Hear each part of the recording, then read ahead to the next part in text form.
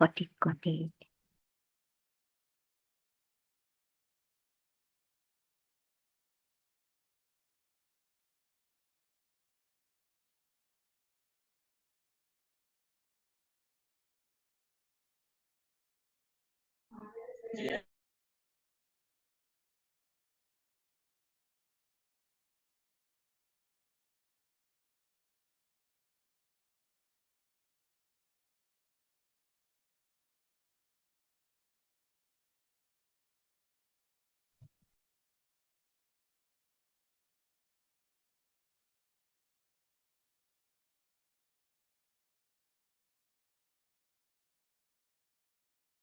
Go down and say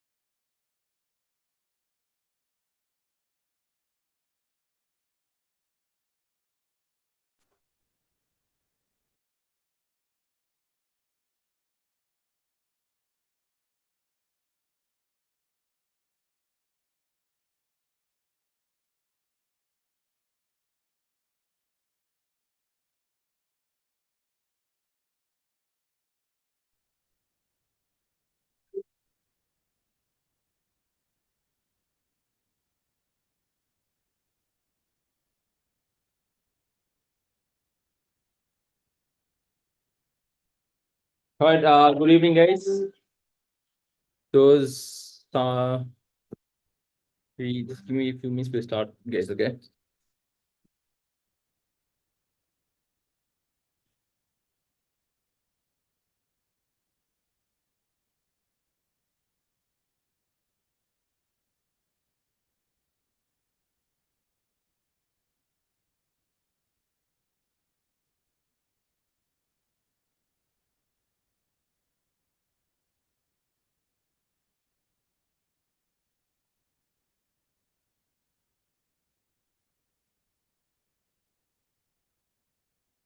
Okay, so I message y'all and ask, by the before we start, guys, I'm Arsan. Some students are here, I think, who are from out or not from here directly.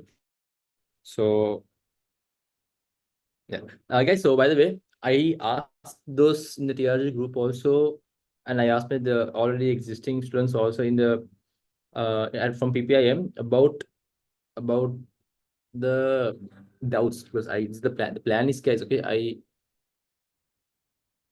The plan is I want to do, guys, the I have certain steps. So I want to do first. Now we have around four days ish. Yeah, we have around 4 days, guys. So from these 4 days only, I'll be doing this.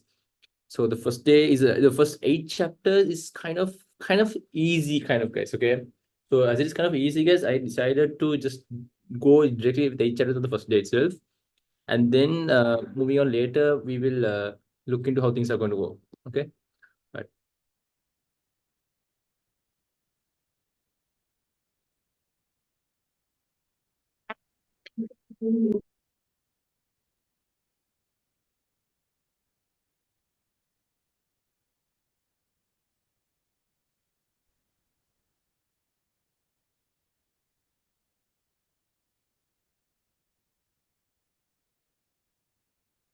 Yeah. So guys, I got some doubts. So I got some doubts from you all, guys. And apparently it was very interesting stuff. I don't know, but it's fine. Let's go on with it, guys. Santosh doesn't have the Zoom link.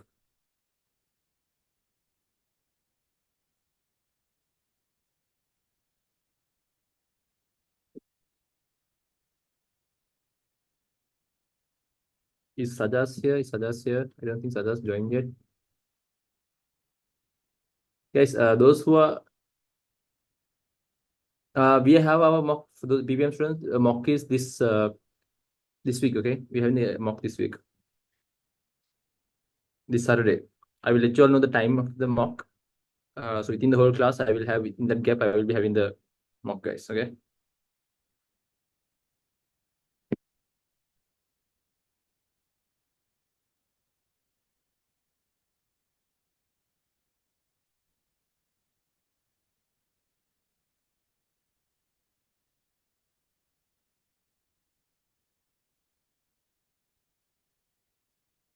Yeah, send me the macro environmental lesson. Can you exactly send me, Yusuf, what parts in macro do you have the doubts on?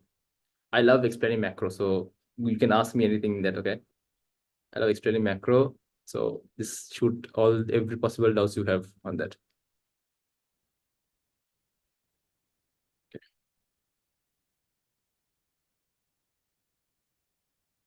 I will be explaining through the my current tute. So, okay, so it's going to be easy for me, as I already explained a bit here and there on that.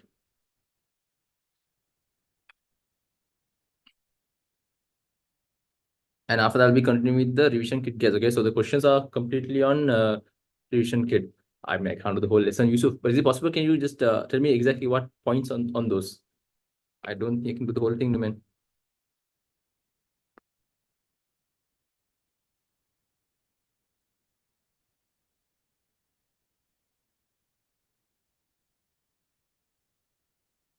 Okay, so you guys were talking about chapter 7, guys. Okay, so chapter 7 is the first doubt I got. Um, let's see.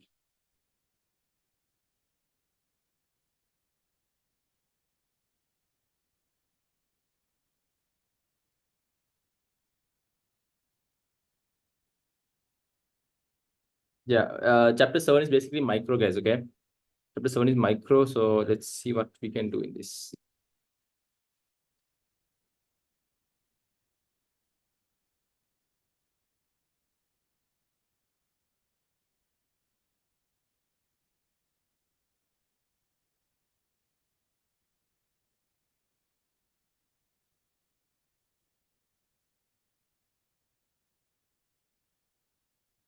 Okay, so this is what I have done already, but let me just run you all through this. I will be doing demand elasticity. I'll be doing this in class today, so no issues. Okay, now over here, guys, when it comes to demand, now some of you all, actually, so many of you all have been finding demand a little difficult. Okay, it's fine. It's actually an easy thing, guys. Okay, you might have misunderstood certain things before. Actually, an easy thing. Now, when it comes to demand, remember, guys. Okay, so demand. Now, don't think that demand is something which businesses often try to implement. Okay, demand has to come from a consumer. Demand has to come from a consumer. Okay, so when it comes to demand, guys, it has to have two characteristics in order for us to have a demand example. Okay, now the two things before let me tell you the two things. Demand should have two things. Okay, willingness, ability. Okay, you should have willingness and ability, guys. Okay, now when it comes to these two, I say, I will want to buy a Lamborghini, guys. Okay, I'm willing to buy a Lamborghini. Guys, am I able to buy though? If I'm willing to buy a Lamborghini, am I demanding for it? Okay, fine. I can't say demand. Even though I can think about it, even I can't, because I can't afford a Lamborghini, guys. Okay, it's pretty much too expensive. Yeah. So as it is too expensive, guys, to afford a Lamborghini, am I able to buy it? No, I'm not able to buy a Lamborghini, but I am willing. Does it still can we still call this as demand? We cannot. We cannot call this as demand, guys. Okay, because in order for you to call this particular thing as demand, you need to have both willingness and ability, guys. Willingness and ability both should exist in order for you to call this as demand, guys. Okay, all right. So what was the doubt again? What was the doubt again? Conditions of demand. Okay, anyways, let me just run you all through this. Okay, remember this one very important thing. Okay, first thing, there is something called as movement and shift in demand, guys. Okay, there are two things which can exist, guys. Seventh chapter says this. Okay, seventh. There are two things which can exist. There is willingness. Sorry, there is movement and shift. Okay, there is movement and shift, guys. So let's see first what does movement. Yes, the most obvious and beginning part, guys. Okay, is the movement. So when first we see, guys, the law of demand. We see, guys, usually the law of demand. Okay, the law of demand states when price increases, now price changes, right? Okay, guys. Okay, obviously when a price goes up, are you willing to buy more of a product, guys? Obviously not. You guys don't want to buy more of a product when price increases. It's too expensive, right? Too expensive. As it is too expensive, you don't want to buy more of the product. So when price increases, quantity demand falls. Okay, quantity demand falls. Or when the price falls, okay, it's cheap, we can buy more of it, right? You can buy more of it. Okay, the quantity demand is going to increase. This is how the law of demand basically works initially. Okay, initially this is how the law of demand works. That's it. Okay, all right. After this, okay, after this case, now we'll see into, yeah, okay. So this is the law of demand. Now from the law of demand, when price change, now all of us are aware of the demand curve, guys. Okay, this is the demand curve. Okay, we have price here, guys, and quantity.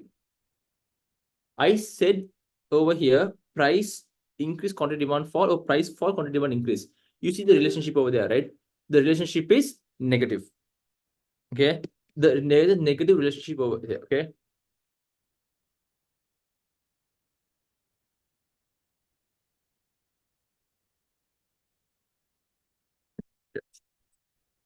so we have a negative relationship in this case, guys. With a negative relationship, our demand curve has to be downward sloping.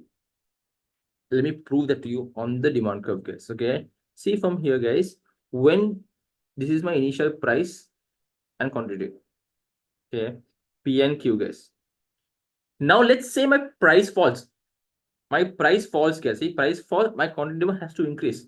See, my price fell. Price fell, right? From P to P1, it fell. What's happening to contract demand? P1. So, contract demand increased. Okay, contract demand increased. Now you see from here, do I see an increase in demand? I don't see an increase, but I see a contraction or extension. I see one of these two only over here. Remember, when the price changes, guys, okay, when my price changes, it only causes a movement along the curve. It causes only a movement. So you see from this point to this point, you can see a movement. And if the movement is happening to the right side, or to away from the margin, yeah, yes, away from the margin. As it's having away from the margin, guys, what do I say for that? Extension in demand. It's called as extension in demand.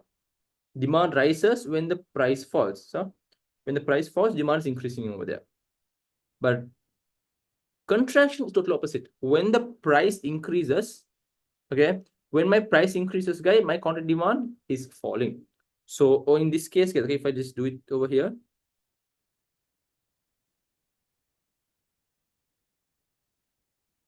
see, I have P1, Q1, and then let's say shift to P2 and Q2, guys. Okay, my price increase. When my price increase, contract falls, right? So from here, guys, it goes up. It goes to the left side. So move, see, as it is moving, there is no shift, guys. There's only a movement. Okay, so as there is a movement along the curve to the left, there's a movement along the curve to the left. That is called as contraction in demand. Contraction in demand. That's it. Okay, so now we are well aware of the first thing, basic thing of demand, guys. Extension, expansion, same thing, guys. Okay, expansion, movement to the right due to a price fall. Contraction, movement to the left due to a price rise. Okay, due to a price rise, yes. If some of you, if you want, you can take this down, guys. You can take this down if you want. Okay.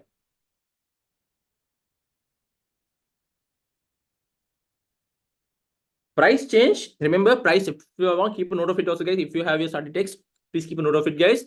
Price change causes a movement. That's it. There is no shift, only movement along the curve. Movement along the curve. A price change. Okay. Any other factor?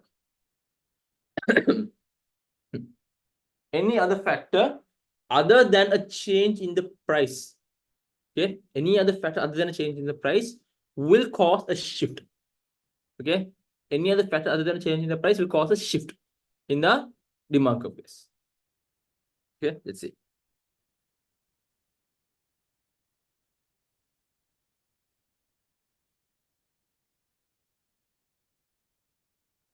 So I will look into this through. I think the first doubt was this one. I just want to explain the basic before I come to this. Okay. So this is where the our first doubt started. Okay. Conditions of demand. Guys, others also, if I want, I can hear the drop in your doubts. Okay.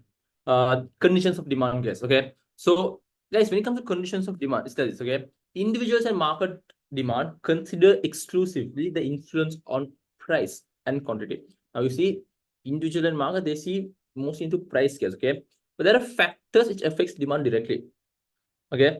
Remember when one factor exists, this is all econ related, guys. Okay, this is all econ related.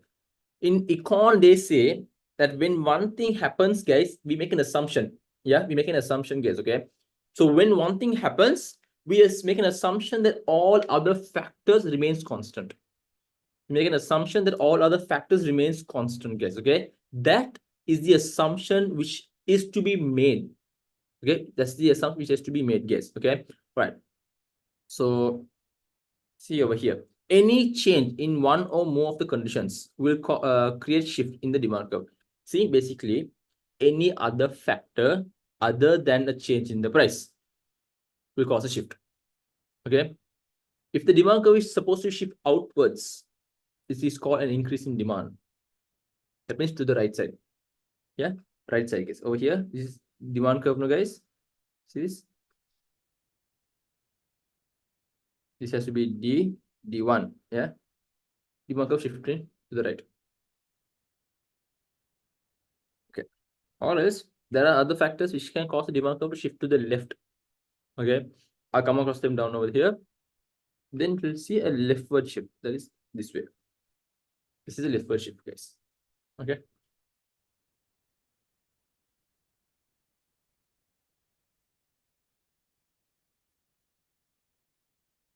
Let's start off. Income. Okay. Going more in depth is income. Now you see, guys, okay.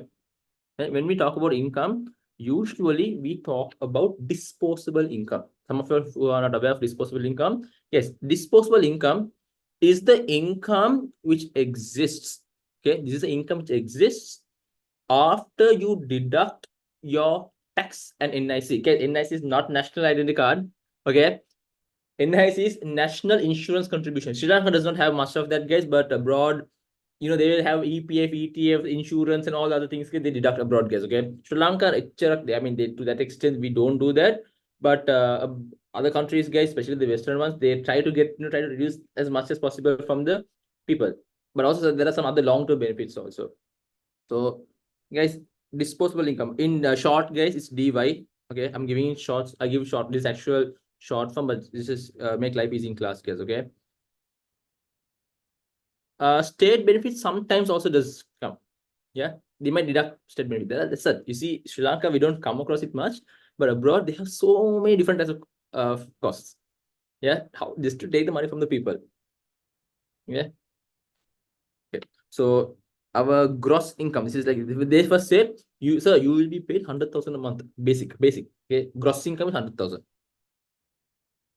Gross income minus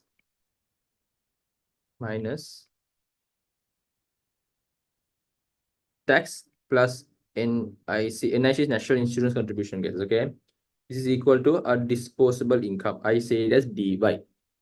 Okay, DY. So we work with a disposable income. Okay, the tax we charge over here is income tax, guys. Okay.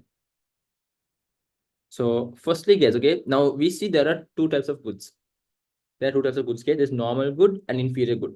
Normal and inferior. Let's see, guys, okay?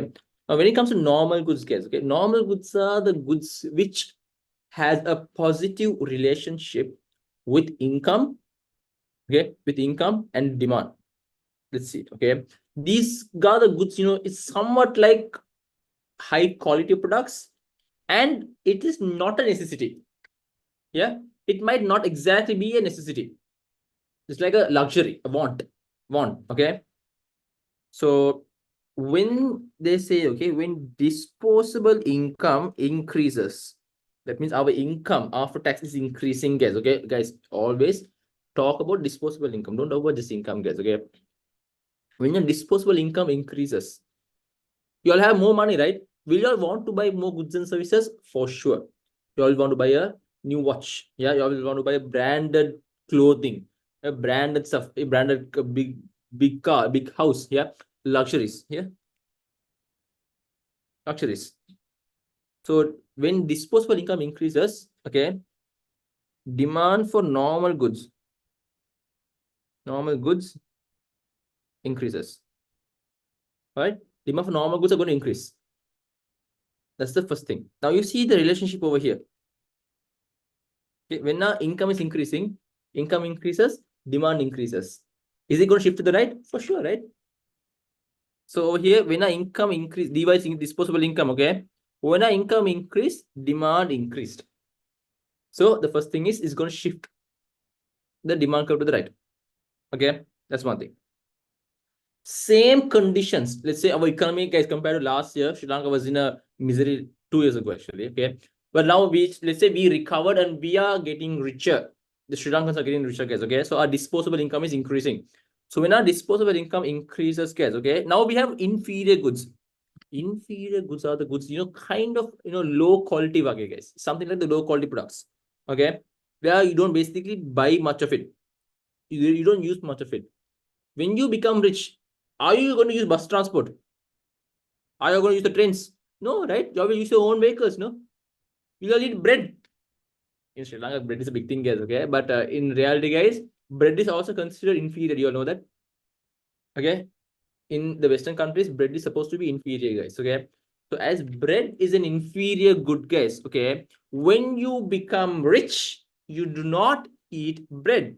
You don't demand for bread. Or when the goods you have, okay, you will not buy high quality goods. You will buy a local quality one. Okay, you will buy a local quality one, guys. I don't have anything right now. Okay, this okay, this is an old watch. Okay, this is an unbranded watch. When my income is increasing, do you think I'm going to buy this watch? No, I will not buy this watch. I will buy a better watch, maybe in this case. So the demand for these kind of low quality or maybe kind of necessities also in a way are going to fall. The low quality products are going to fall. No one's going to buy those products because you become rich. You will want posh, big stuff. You don't want this kind of small, you don't want these kind of small products, guys. Okay. All right. So in that case, guys, when your disposable income increases, okay, demand for inferior goods.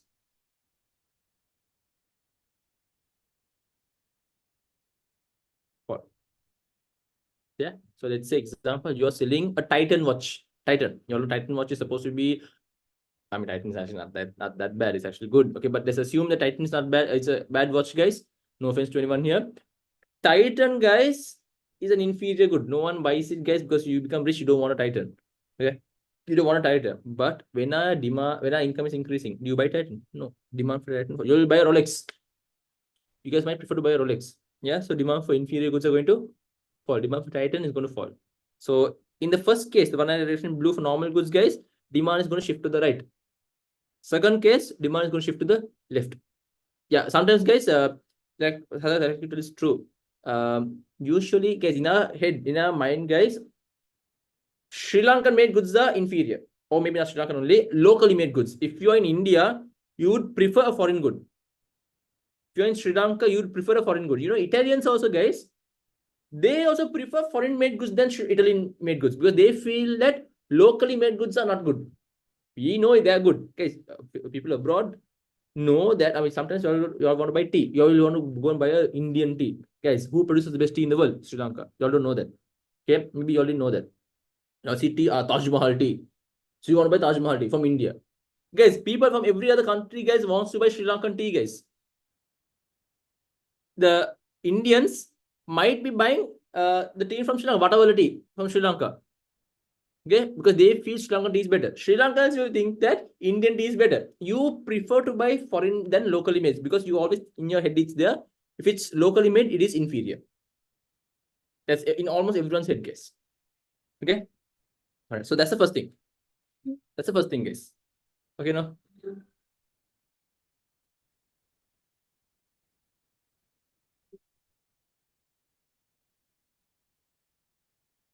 Okay. Next, guys. Okay.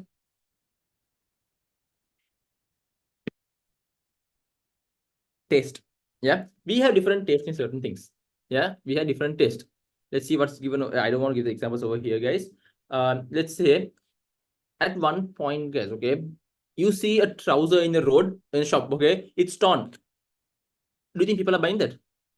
Obviously, crazy demand, crazy as demand, guys. Okay, why do you think demand is so high over there? Taste, fashion. Yeah, that's the fashion, right? That's the taste and fashion changed. People prefer those products, those ripped denim trousers and stuff. So as people like those, okay, if people like those, what happens? They're going to buy it. So that was a trend. And after that, guys, I think the trend, it was, there was a trend before long ago, elephant pants. Okay. The pants is, very baggy at the bottom, guys. Okay. And after that, the new trend was tight ones. They went to tight ones, and after that, they went to the torn ones. And now again, guys, the taste or the trend is coming to the baggy ones again. The elephant pants is coming up all over again, guys. Yeah, so different times you will have different demand. So demand is going to change at different situations. In school, all of you went to school, right? So when you were in school, guys, at every point, you all will play with these fidget spinners, right? You all will play the Lumbans, Beyblades, right? Pokemon cards. See, every time here and there, there's a taste or a trend.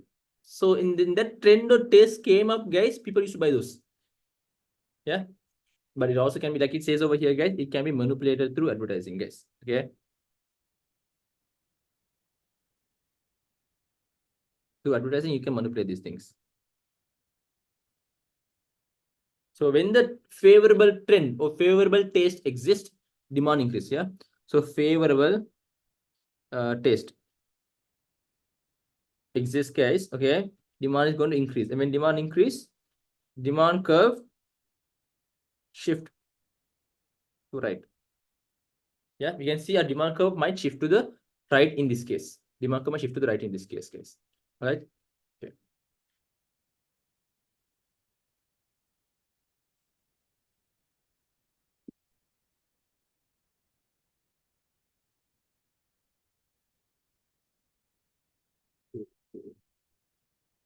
The next one, price of other goods. Okay, now when they talk about price of other goods, guys, okay, there are two types of goods we talk about. There are two types of goods we talk about. Okay, that is substitutes and complements. Substitutes and complements is what we talk here, guys. Okay, let's see. Give me a second, give me a second. I will take it.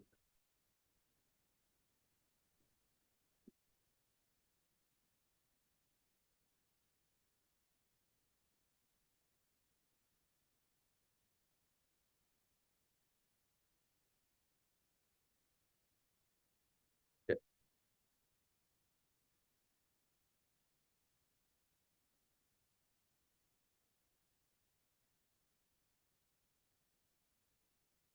First, let's start with substitutes, guys. Okay, substitutes are products, okay, which can be used instead of another.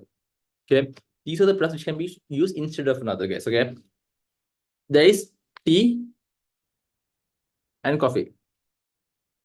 Okay, tea and coffee, guys. If you don't drink tea, you guys can now shift to coffee. Similar thing, right?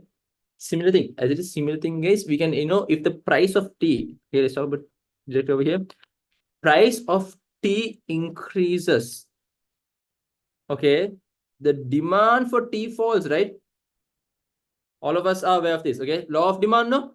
When the price of tea increases, demand for tea falls. Okay, shape, that's done. But then, as the demand for tea, guys, tea is falling. Now you need to drink something, right? You need to drink something. So as you want to drink something, you will now shift to what? Coffee. Now you will shift to coffee, guys. Demand for coffee is going to increase. These two are what, guys? We can see these two are same product, no? Demand for tea, price of tea. So you can see a movement along the curve. But you see over here, these two guys are what? These two are different products. Price of tea, demand for coffee, different products. As it is a different product, guys, now we can see a shift. Price of tea increases. People are now going to demand for more coffee. Demand for coffee increases. We can see a rightward or outward shift in the demand curve. Okay, outward shift in the demand curve. All right, guys, this is how substitutes work. So what is the relationship for substitutes, guys? Price of tea increase, demand for coffee increase, right? That is supposed to go like this case, okay? See, it's supposed to go like this and come down, right? But then we don't need to write this part over here. So because of that, directly we see over here, and we're going to have a positive relationship. Okay, price and substitutes has a positive relationship. If you want, you can take a note of this case.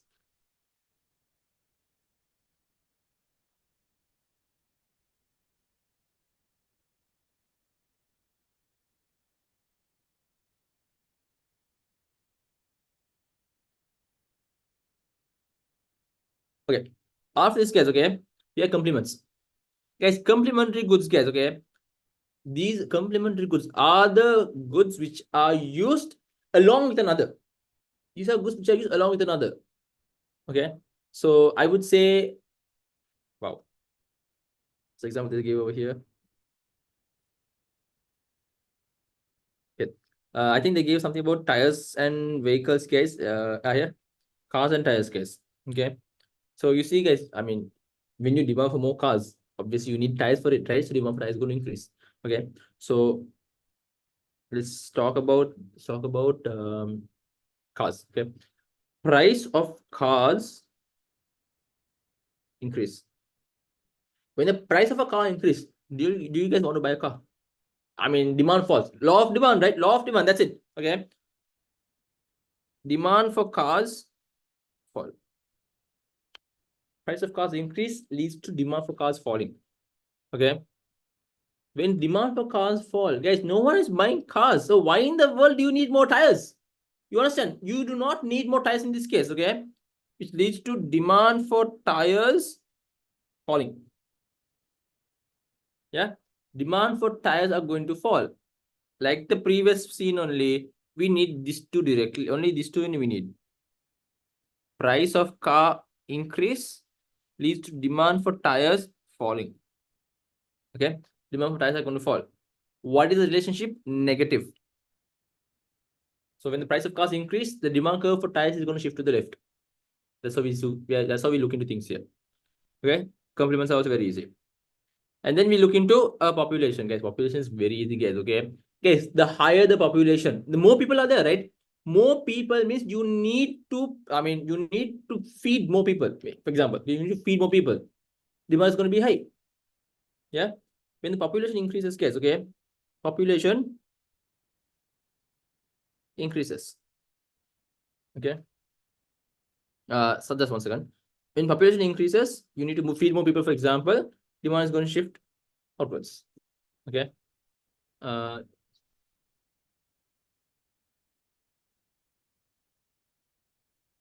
Yeah. If the price of cars decrease means demand for cars increase. Yes, correct. But over here, see, Sadas, what I did over here is price of cars increase. Okay. Price of cars increase, demand for cars fell, right? See this? Demand for cars fell. When demand for cars falls, do you need more tires? No cars, right? No cars means why do you need tires? Demand for tires fall. So I only need these two. Right? So when the price of cars increase, demand for tires fall. Okay, Sajas?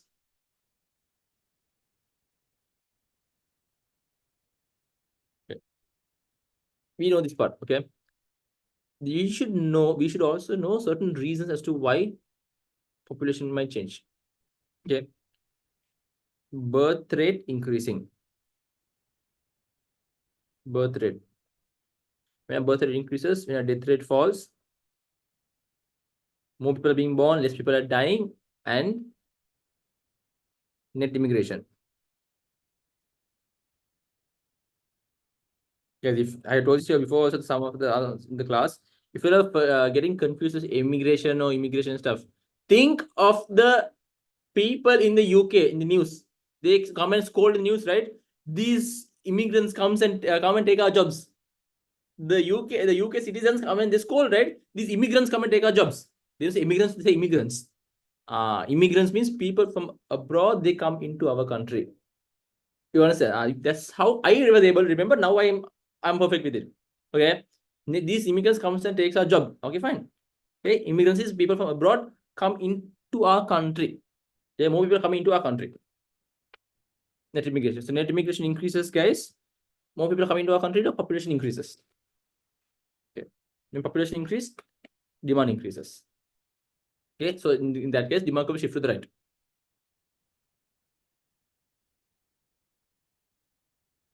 Guys, I told you all before also. This basically gives a summary of the shift and the movement. These two paragraphs, guys. Okay. Okay. These two paragraph, guys, has the summary of the whole thing. So make sure you all have note of this case. Okay. I gave a star also when I explain this case, so keep this in mind. And then you all wanted elasticity. Next is elasticity that you all wanted.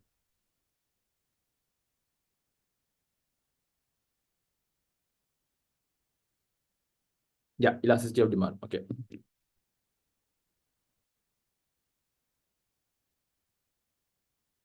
Elasticity. Okay, let me go through population again, guys. One of population. Guys, in the population part, okay. When there are more people, now which part you just want the basic of it, no? When there are more people. Okay, more people involved means more people in the country means you need to feed more people. Let's say in terms of food, more rice. Okay. Do you need to feed more people now? Obviously. So population increases. leads to demand increasing. Just the basic of that. Yeah, population increases leads to demand increasing. Nothing more than that. Okay. And I gave you reasons as to why population increases. Birth rate increasing, death rate falling. More people are being born, less people dying, and net immigration increasing. That means more people from abroad are coming into our country. Okay. More people from abroad coming into our country, which means, I mean, again, population is increasing in our country. Demand increases. Okay. Hope you got it now. Okay. Elasticity. Elasticity, guys. Wonderful topic. Okay. Wonderful topic. Guys, price elastic demand. Before you set a price, or you already have a price, you are, let's say, thinking of changing your price. You guys are thinking of changing your price. So when you all think of changing your price, what happens, guys? It depends. You should first consider your elasticity. Okay. You have to consider your elasticity. Okay. So let's see how this works. First, you have to calculate your elasticity. You can do a trial and error. You can try to change your price and see how things are working. Okay. Elasticity, guys. Okay. It shows the relationship between contract demand to a change in price. Okay. To change in price. What is going to happen to contract demand when there is a change in the prices, guys? Okay. So elastic demand or price elastic demand, guys. Okay. Let's see. First, let's calculate the formula. Okay. The formula, guys. Okay. Percentage change. So we have a percentage. Okay? Percentage change in quantity demand. Okay. Divided by a percentage change in price. I'll explain this in detail. Okay. So hold on. So percentage change in quantity demand divided by percentage change in a price. Okay. So guys, now our demand is here. No, they say not just demand, percentage change in demand. Okay. As they say percentage change in demand, guys, we have to go a little more in depth to understand certain things here. Okay. Some of y'all are having difficulties calculating the percentage. Okay, that's fine, but let's work on that. Okay. All right. In your exam, they will give you in just lines. I told my students also, I'm telling the others also now, there is another way to make life easy. Okay. I draw a table. So when they will give, okay, they will give this is going to happen to this person, this is going to happen to that person, and demand is going to change, price is going to change. What you do is once itself, draw this table. It's going to be very easy. Okay. So let's say our price is 100. Counter demand is 5,000. Okay. This is initially. When our price is 100, this is our counter demand, guys. Okay. Suddenly, the price, let's say, fell to 80 bucks. Okay. Price fell to 80. As the price fell to 80, guys, now what should happen? Quantity demand? Price falls, right? Quantity demand has to increase. I got a similar question. One of you asked me. Okay, I'll explain that in a while. Okay, quantity demand is supposed to increase. So let's say it goes to 6,000. Okay, this is the example, guys. It goes to 6,000. Now let's start to calculate. Okay. I told you what's the formula, guys? Percentage change. The triangle is change, guys. Okay, percentage change in quantity demand divided by percentage change in price. Let's calculate this value first. In order to calculate percentage change in quantity demand, changing demand, the original demand into 100. Correct, actually. Good. Okay. We need to take the change in the quantity demand. That means from 5,000 just gone to 6,000. What is the change over here, guys? It's gone by 1,000. Positive 1,000. Has increased, no? Okay. Divided by the initial quantity demand, the first one. Okay. Into 100. So let's do that, guys. Similar thing for this case, okay? Percentage change in price is the change in price divided by initial price into 100. Okay. So what is the change in quantity demand, guys? 5,000 to 6,000. It is increasing, right?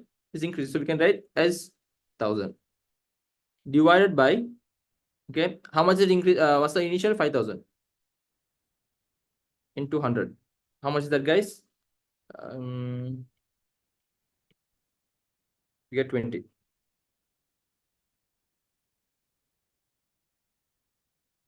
Right? Wow. Yeah, 20. That's be 20. 100 divided by 100 divided by 5. Yeah, obviously 20. Okay, 20, guys. divided by percentage change in price. What's the initial price, guys? No, PED means we are comparing the responsiveness. Okay, so when the price changes, by how much the demand is going to change, that's PED. Understood? Okay, that's PED. That's what you said over there. So what's the changing price, guys? 100 to 80. That is minus 20. It's falling, guys. Okay. See, changing price, no? Minus 20. Minus 20 divided by what is the initial price? 100. You have 100 into 100. We get minus 20. Okay. So 20 divided by minus 20, how much is it, guys? Minus 1. You get minus 1 as the answer.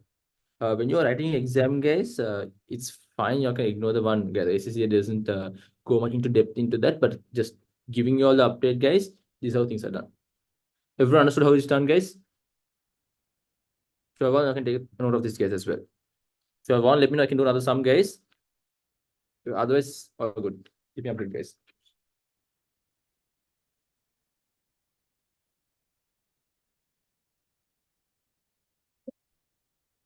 I'll do another one. Okay, all right.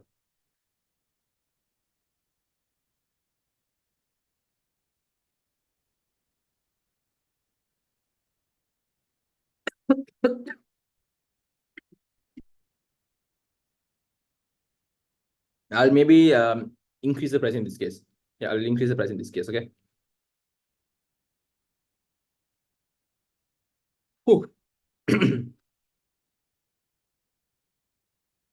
Are you all done taking this down, guys? First.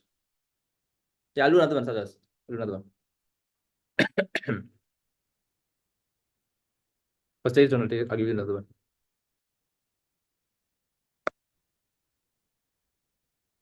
The link, guys, in advance. Give me your doubts. Okay. Anyone, all of you, just drop a text in the group itself or individually message me. Get the doubts. We can get those doubts sorted. So in class, you can get. I was actually planning to do questions, but then look at the doubts you all have. Most of it might go for questions. But I mean, I'm totally okay with it. So we can do those questions. We can practice separately, even. Okay. Let's start, guys. Okay. Now let's do the other one, the other part of it.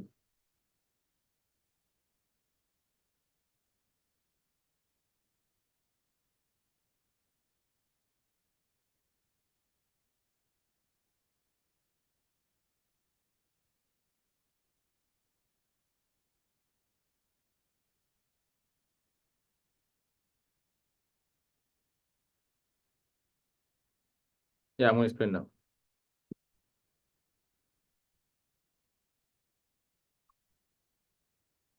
Let's say price, quantity, demand. I told you again, same thing, table. Okay. Get to the table is going to make life easy, guys. Okay.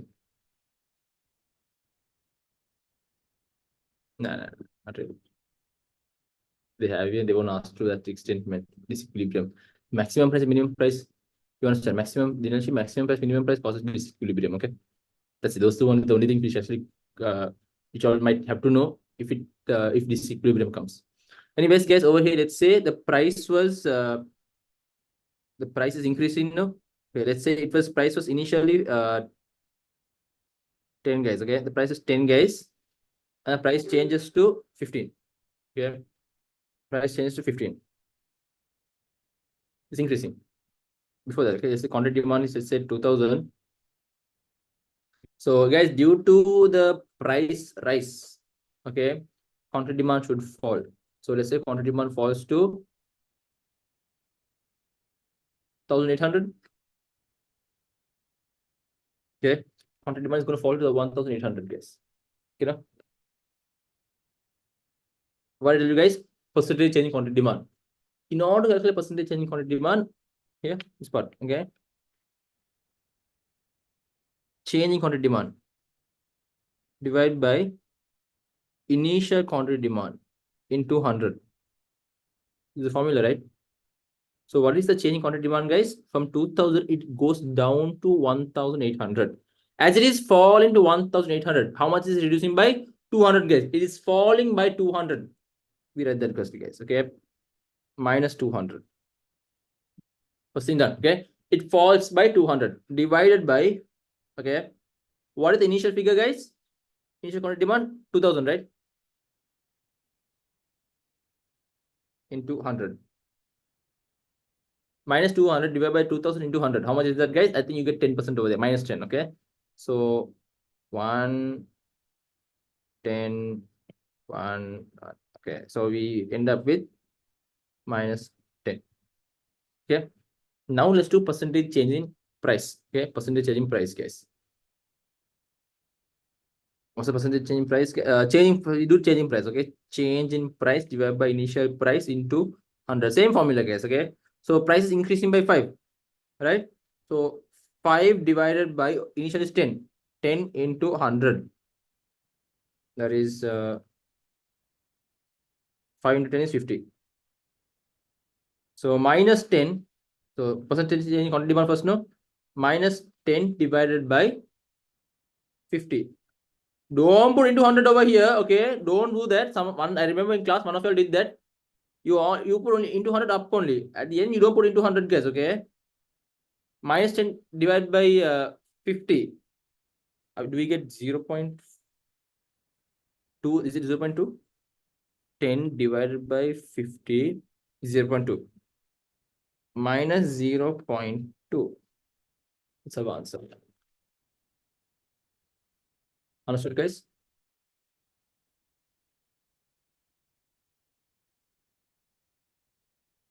Okay. I can take it down. Guys, I think you all should realize, guys, all the other classes happens from 6 to 9. I mean, I really couldn't, guys. Okay, even to have this class also, I had to sacrifice a lot. So that's why I'm having from 7 to 10. Which is a sacrifice, guys. Let's sacrifice. Sacrifice, study, do exams by February end or March beginning. March first week itself, we are finishing BT, guys. That's the plan. That's the plan, guys. Okay. All right. No. 75 is the pass rate. So you are scoring 85 to 90 above, guys. Okay. That's how things are supposed to be done.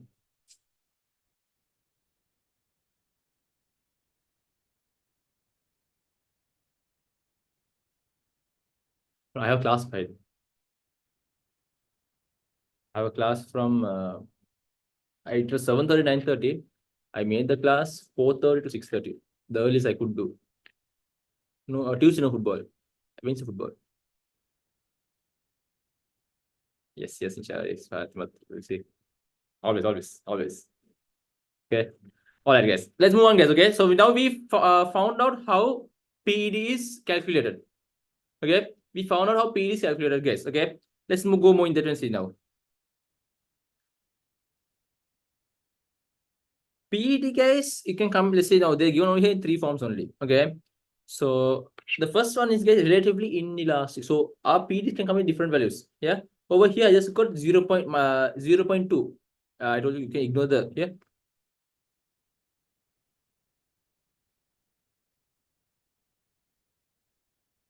In ACCA, guys, they can ignore the minus. So come on, if you don't put the minus even, it's okay, guys. Okay.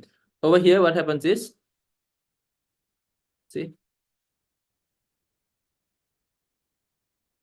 Okay. When a PED is less than 1,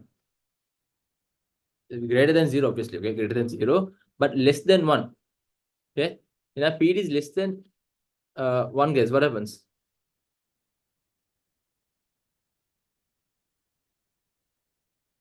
What happens when a PED is less than 1? We call this relatively inelastic. Yeah, we call this relatively. We're going to have an inelastic demand in this case. Okay, we're going to have an inelastic demand in this case. Okay. If our PED is equal to 1, PED equals to 1. Okay, this is called unit elasticity. Unit elasticity. Okay, and a PED is greater than 1. 1.0001 is still greater than 1, right? Yeah. 2, 3, 4, 5, 11, 100, close to a million even, still is greater than 1. Yeah, ignore the signs. Okay, ignore the minus. Greater than 1. As it is greater than 1, guys, what do we say? PED is going to be elastic. Okay, relatively elastic case. This one you have to put into your head and keep. How much explaining if you're not taking into your head? Can't. Okay. There are three, only they're asking you three guys. Relatively inelastic. What is inelastic, guys? You will have relatively inelastic. What is inelastic, guys?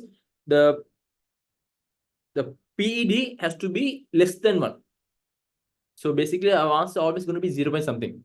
0 0.001, 0 0.2, 0 0.6, 0 0.09, 0 0.9999. Yeah. It is all what? Relatively inelastic. If it's equal to 1 unit, greater than 1, relatively elastic. Okay. Right.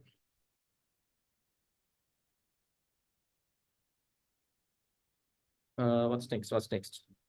We already did this question here. So shape. Equilibrium. For equilibrium, where is that question? I think we one of these are shape, no guys. Those no anyways. There was this question that one of you wanted. Who was this? Shahla. Shahla, you asked this question, right? Question 20. No. We have time for that then. Shape. Let's come for that later video. Now one of you wanted equilibrium. Okay. One of you wanted equilibrium. Let's see it. Okay. Now, same thing like demand, guys. We have supply also. Supply, what happens is opposite. Okay. When the price increases, producers are willing to supply more. They can earn more money through it, right? They can earn more money through it. So when the price increase, supply increase. So what is the relationship? Positive. When price falls, supply falls. Positive. It's working in the same direction, right? Minus into minus is plus, right? Plus into plus is plus. So we can say, so same direction means positive relationship. Okay? That's the basic math, guys. Okay. So in supply, guys. Okay. Supply. See, our supply curve is always going to be upward sloping. Supply curve is always going to be upward sloping, guys. Okay. See, when price increases, quantity supply increases. Price fall, quantity supply falls. So we can see a positive relationship. Okay. We need a positive. We have a positive relationship in this case. All right. Yeah. Supply curve. Okay. Similar thing, guys. The supply curve also can shift outwards and inwards. Outwards and inwards, both it can shift, guys. Okay. Can shift both sides over here. Let's see how things are going on now, guys. Okay. So, guys, conditions of supply. Let's see the conditions, guys. Okay. I'm not going to go in depth again, guys, about the movement. I already did for demand. So with that, with the knowledge of demand, movement along the demand curve, guys, bring the same thing over here. When there is a change in the price, it causes a movement along the supply curve. Any other factor will cause a shift. Okay. All right.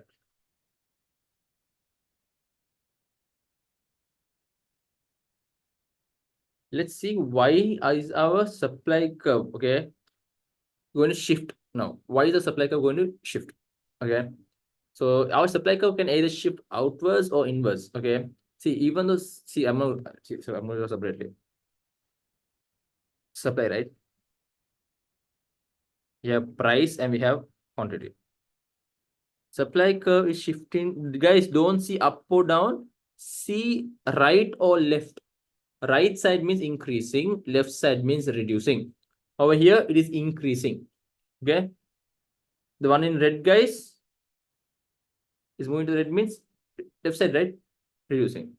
Yes. To S1. Okay. Right. And now an upward shift of supply, guys. Okay. This means our supply curve has increased. Don't repeat that for now. Let's first talk about the reasons as to why our supply curve is going to shift, guys. Okay. Why? Let's see why our supply curve shifts. So high production cost, guys. When our cost of production increases, okay, when our cost of production increases, yes, we are discouraged to produce more. You understand? We are going to be discouraged to produce more when the cost of production increases. Supply falls. When our cost of production increases, guys, what happens, guys? Our supply is going to fall in this case. Okay. the cost of production may increase because factors of production becomes expensive. Okay, our factors of production are expensive. That means I'm referring to the 3 factors of production over here. Okay, so that is the first one, land. We have 4 guys, okay, but I'm not talking about the enterprise over here. That's profit. No, you all should know the you all know, no guys, the same, the returns. You all know this, okay.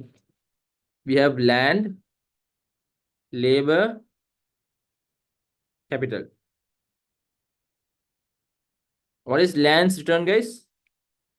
Anyone? What's the return for land? The return for land is exactly correct. Rent. Labor is wages. Okay. Someone help me capital. Good. Interest. Interest. Okay. Example is raw materials. Yeah. Example is raw materials. Okay. Enterprise we don't need suggest. Okay. Over here. I don't want to do enterprise now. Okay. Enterprise is the 4th one, but I don't want to bring enterprise over here.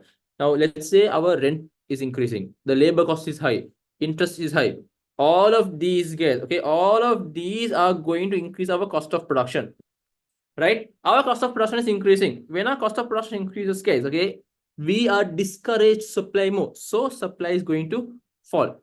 When our supply, now over here, it just shift, no guys, okay, there's no price involved over here. So when our supply curve shift to the left, supply curve is going to shift to the left, right? It's going to be this way. S1. Got it. This is how things are supposed to work. This is how things are supposed to work, guys. Yeah. First one. High production cost or cost of production increases. When the cost of production falls, guys, supply will shift to the indirect tax. Okay.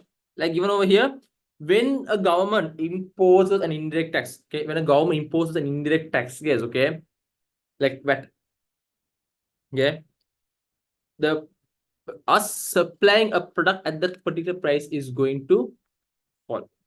Okay, because government is taking most of the things, so we're discouraged to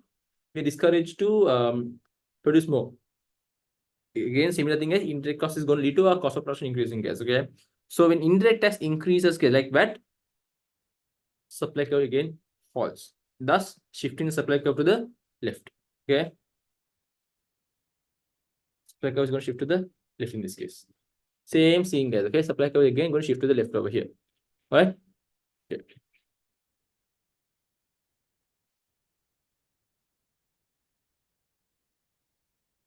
Now let's talk. Now I showed you just now the 2 things we did, guys. The 2 things we did just now of supply curve shifting to the left. Now we're going to see how supply curve is going to shift to the right, guys. Okay, supply curve shift to the right.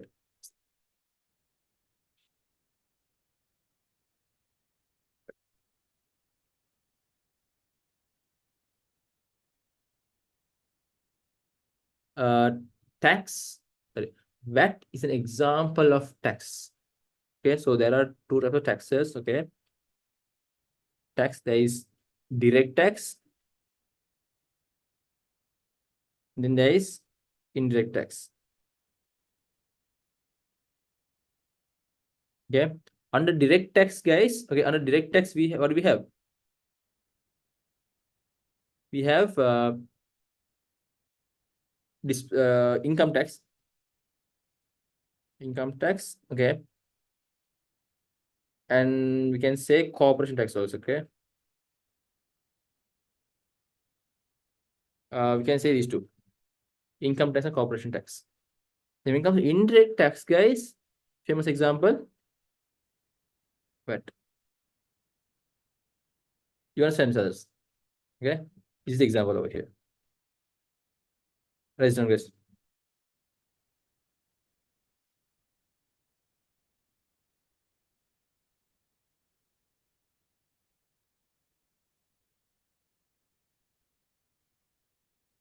Okay, this one, okay.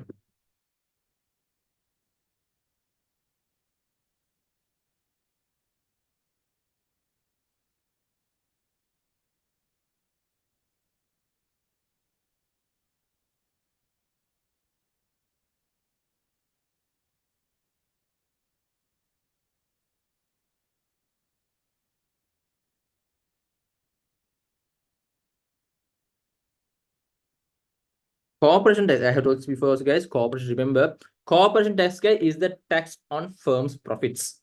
On the profits, guys. Okay. What is expenditure? What to spend? Okay, now. All right. So, guys, after this, guys, now we did the leftward shift. Now we're going to see the rightward shift. Okay, downward shift. Downward shift means right side. No, technological innovations, guys. When you come up with much better technology, guys. Okay, so some of you don't have the link.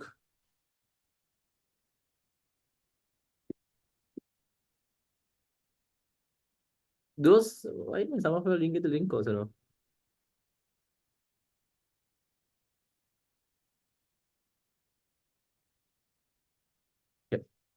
Okay, so anyways, when let's say when we have better technological advancements, okay, better technological when there are better technological advancements, what happens, guys?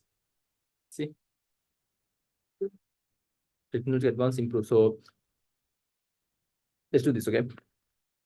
At one point, at the beginning, very beginning, when I started teaching, guys, I had borrowed a laptop from my uncle, guys. I mean, he lent it to me actually. Okay, he lent it to me. To start that laptop, it'll take 10 minutes, guys. Okay, to start the laptop, it'll take 10 minutes, and then after that, guys, to do my work, I make tubes.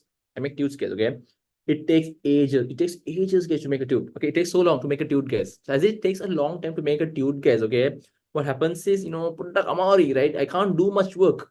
Okay, it's a little difficult. I can't do much work, guys.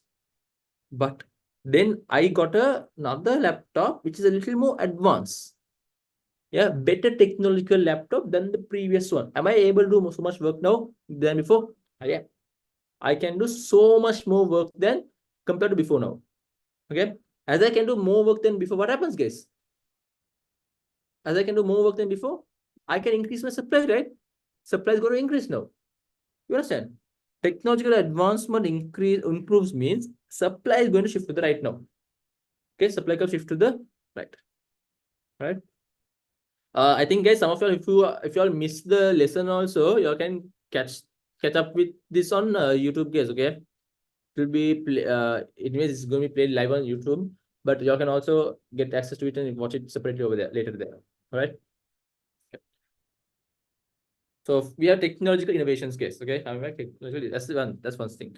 Supply increase means we can see our supply going to shift to the right. Okay. Downward, right? Supply curve shift to the right. Okay. Efficient use of existing factors of production. Guys, when we use our resources in a much better way, guys, okay? When we use our resources in a much better way, what happens? More efficiency, right? Efficiency is going to improve over there. We're using our resources in a much efficient way, okay? So when we use more efficient, means, guys, the word efficient over here, what they refer to is with the same input, okay? Inputs is the same, okay? When input same, output is increasing. Okay, be more efficient. Or input with this for the same output, guys. Okay, we need less input only. So with little input, we can produce the same amount of output. This is efficiency. So when this exists, guys, basically in reality, guys, okay, when we are efficient, guys, okay, this is efficiency. Okay, when the efficiency improves, guys, okay, our cost of production falls. Okay, this is a more in-depth explanation. So when the efficiency increases, guys, our cost of production falls. If we are more productive, right, it's much better, which means supply is going to go. Supply is going to increase. Supply is going to increase in this case. Guys.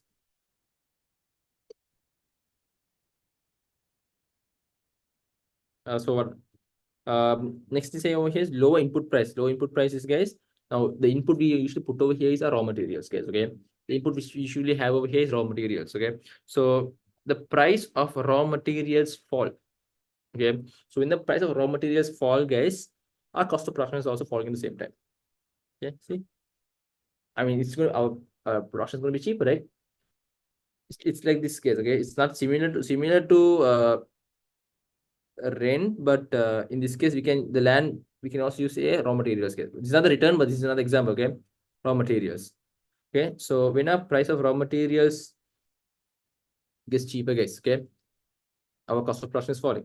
So when our cost of production falls, guys, we can supply more. Okay, or we can say like over here, guys, I told before also, when the government charges less VAT, yeah, it's all given here down. See, when VAT falls, guys, supply is going to increase because, but I guess another thing, guys. Okay, VAT can fall or subsidy increases. VAT falls or subsidy increases. Okay. Yes, correct, others. Yeah. So when VAT falls or decreases means supply is also increasing. Good. If I want, you can take a note of anything over here, guys. I'm moving to equilibrium next.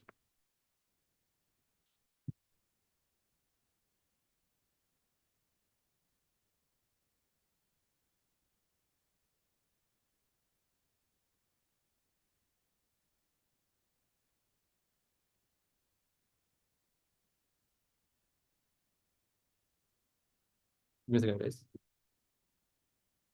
I finished the business finance tute, and I think I finished the social finance tute also. So I think the next tute, I just check the syllabus. The one after that. That's the next lesson which I'm supposed to do.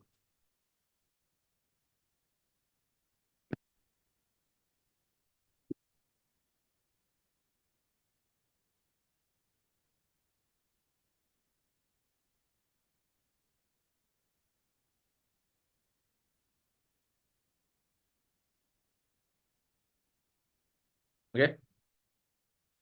We did demand separately, supply separately. Now what we're going to do, they're going to bring both together. Okay. They're going to bring both together over here, guys. Okay. Let me just explain that separately. We have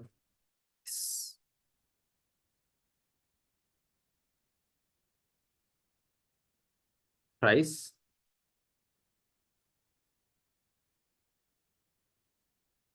okay, quantity.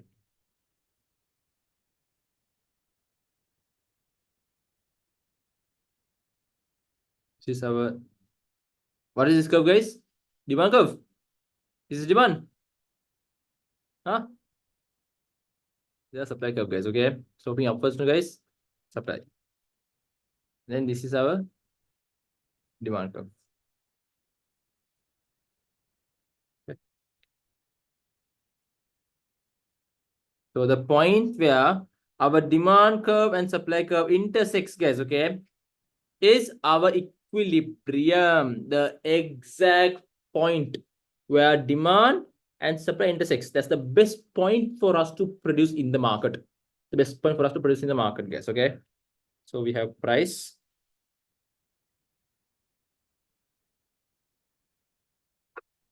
We have price. We have quantity, guys. Okay. We have price and quantity. All right, guys. Price and quantity done over there. Okay. So this is the basic. They say over here, this is the best price for us to operate. Okay. Let's see what is given over here. Excess. Okay. Let's give two prices over here. Let me just work with two prices. Okay. So like done in the book. Okay. I'll explain two prices over here, will you? What if this was the price which is charged for us, guys? What if this was the price which are being charged for us? So let's say this is called as P1. Okay. This is the price they're charging. When they charge this price, guys, okay.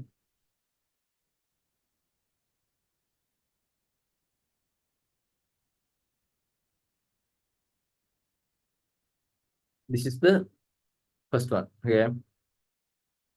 We can name this intersection the demand curve, no? Let's say QD. Okay.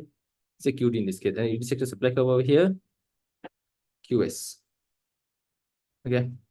Guys, when the price, now this is the initial, now equilibrium price is this, right? P is the best price to operate.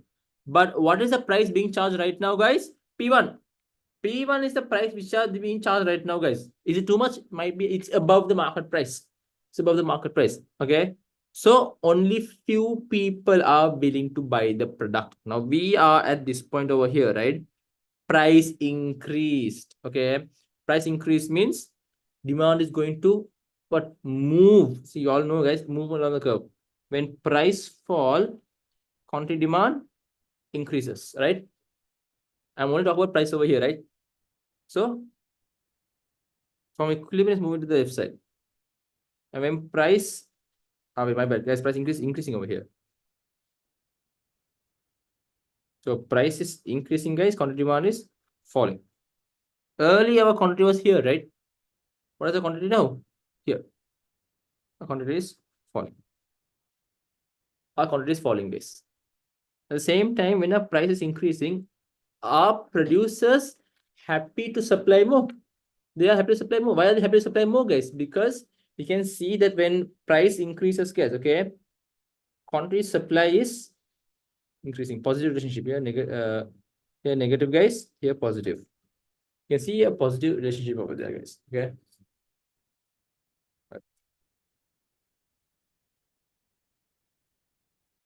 See?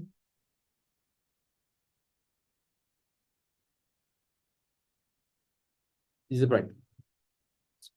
Guys, demand only out of supply. People are supplying gas, okay?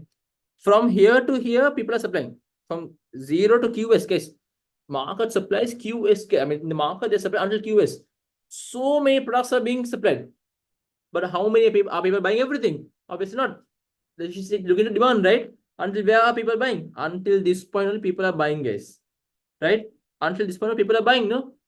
So what's happening to this? What happened to this? From here to here, people are buying. What about this, guys? Unsold, right? No one's buying these products, right? As no one is buying these products, guys, okay, it's going unsold. As it is going unsold, what do we say? What do you say for this, guys?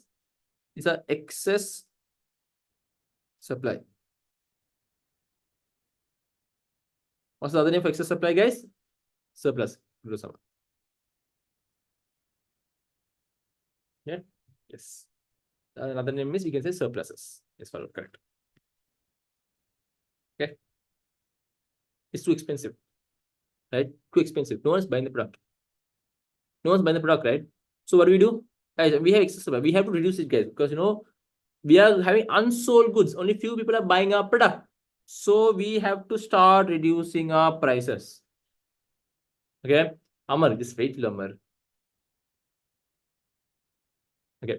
This we will start reducing our prices, guys. Okay. So when our prices are falling, okay, when our prices are falling, can't just keep your hand in wait. Okay, so when our prices are falling, guys, we should know the law of demand, right? Prices fall, quantity demand should increase. Is that what's happening over here, guys? Prices are falling. See, when price falls, guys, there has to be a movement along the curve, right? When there's a movement along the curve, guys, can you see this? Goes this way, no? Goes this way, all right? Okay. It goes this way. Okay. And let's now talk about supply. When the price falls, producers are unwilling. They're discouraged to supply more. So supply is going to fall. Or quantity supply is going to fall. Okay, see? Quantity supply is moving to the left side or contracting. As it's contracting, guys,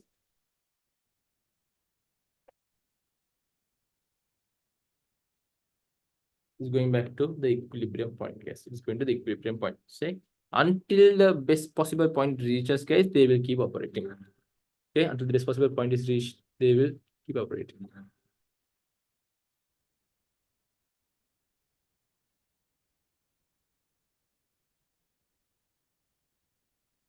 Okay, guys.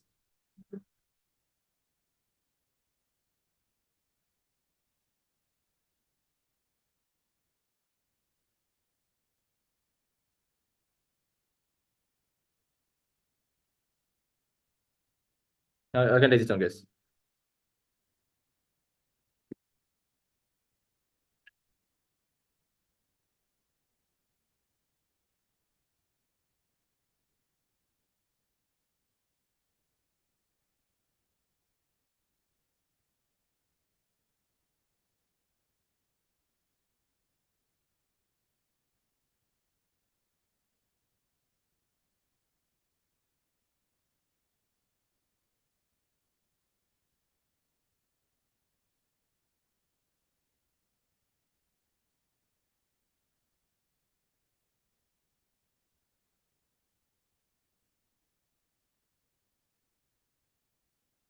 Guys, when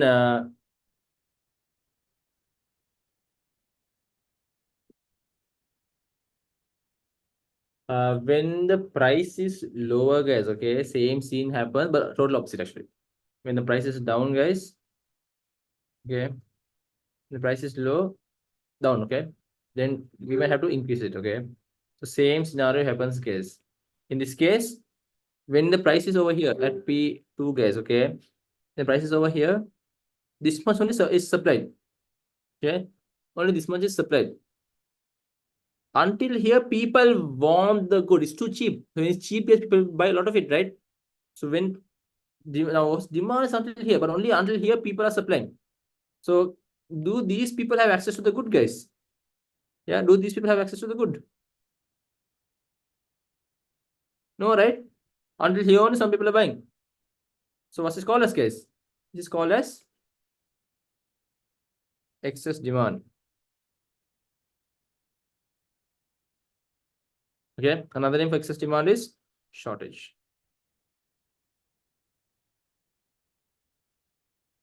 Another name for excess demand is shortage, yes. Okay. I can do this down as well.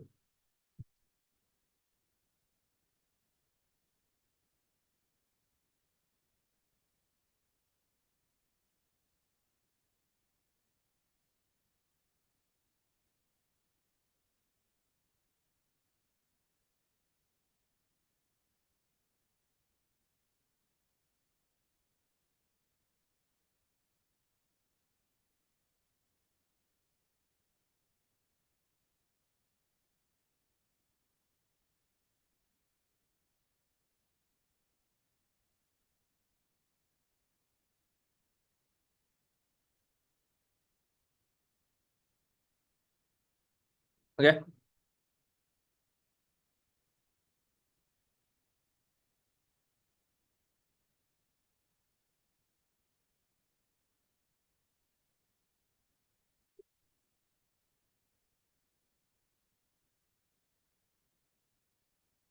Yeah, I'll do that as well. Okay. I think one of you all wanted another lesson.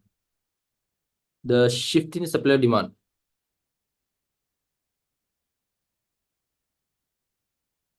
Okay. Oh, you want me to do that part itself? Okay.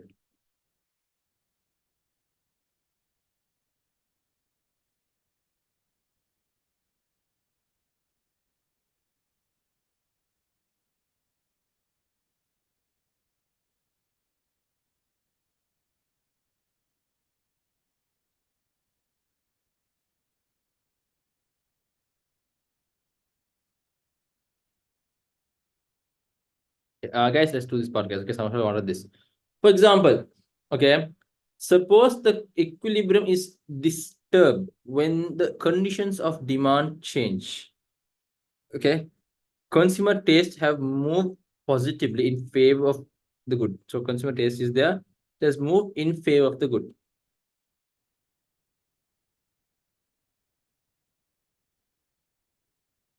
We have a equilibrium. Okay, price. We have quantity, guys. Okay.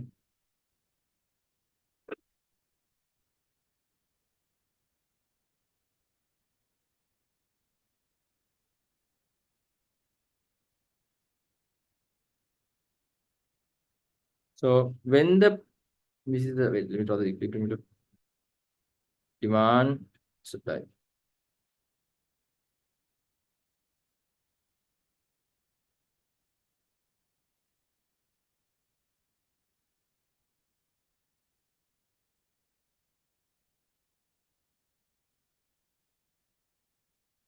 Price quantity.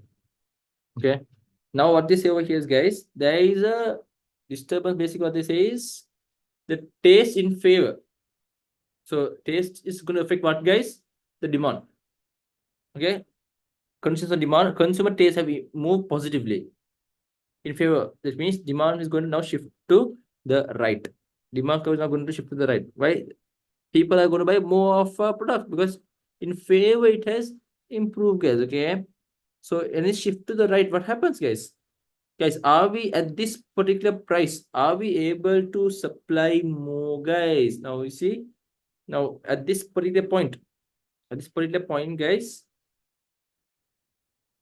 the new equilibrium is basically coming up to this. Right, P1, Q1.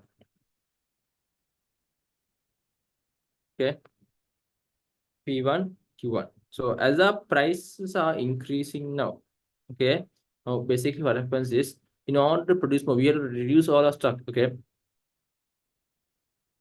this is right under test understanding 4. Okay, so see what happens over here. I'm not going to go in depth and explain this, okay? But basically what happens is, we can't, in the short, at the beginning, we don't have enough stock. So every stock we have, just keep on giving those and going.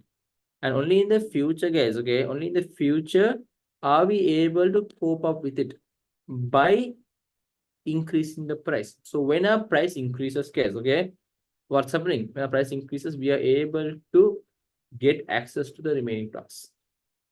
Okay, so supply is going to increase in the future. Supply is going to increase in the future over there. Okay. Nothing much over here. Nothing much over here. But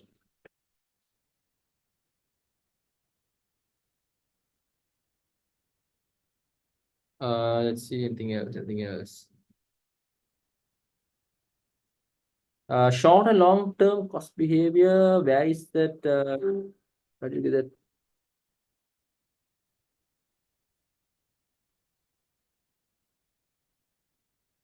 Guys, this maximum minimum price. I mean, I just now explained maximum minimum price. Something similar to explain to you all, guys. Okay, I'll just tell this and keep. Okay, another name for minimum price is called as price flow, guys. Okay, another name for minimum price is price flow. And no, this is the thing. Okay, minimum price like this. Can we oh, can we go below flow? We can't go below flow. Is don't say basement now. Okay, guys, flow is the bare minimum. We can't go anything below that. Minimum price is any, we can say anything above the floor, right?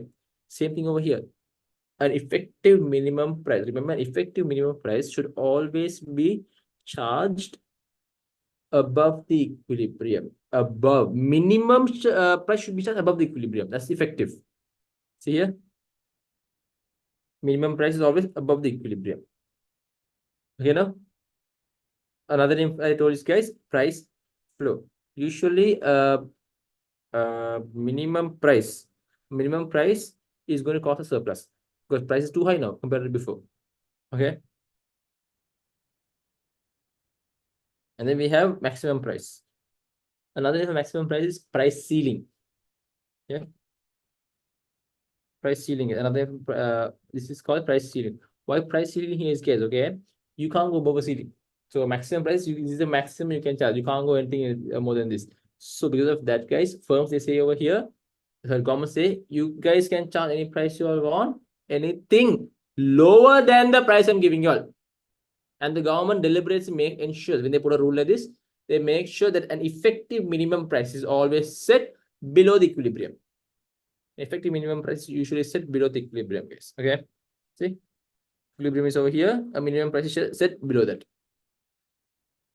Okay, this may few reasons, maybe for necessities, guys, so the consumers can afford these goods and services, the government charges it this way.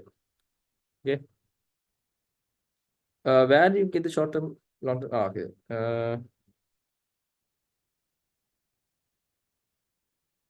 short and long term. Okay, yes. If I wanted this also. Okay, as it is 8:30, almost 8:30, guys. You know what? Let's do this. Let's take a 15 minutes break, guys. Okay. Let's take a 15 minutes break, guys, and then let's come back and let's complete it. Okay. So I will. I'll start with the economic behavior, and some of you others also, if you have some doubts, just drop it and keep, guys. We'll continue that. Okay, that way.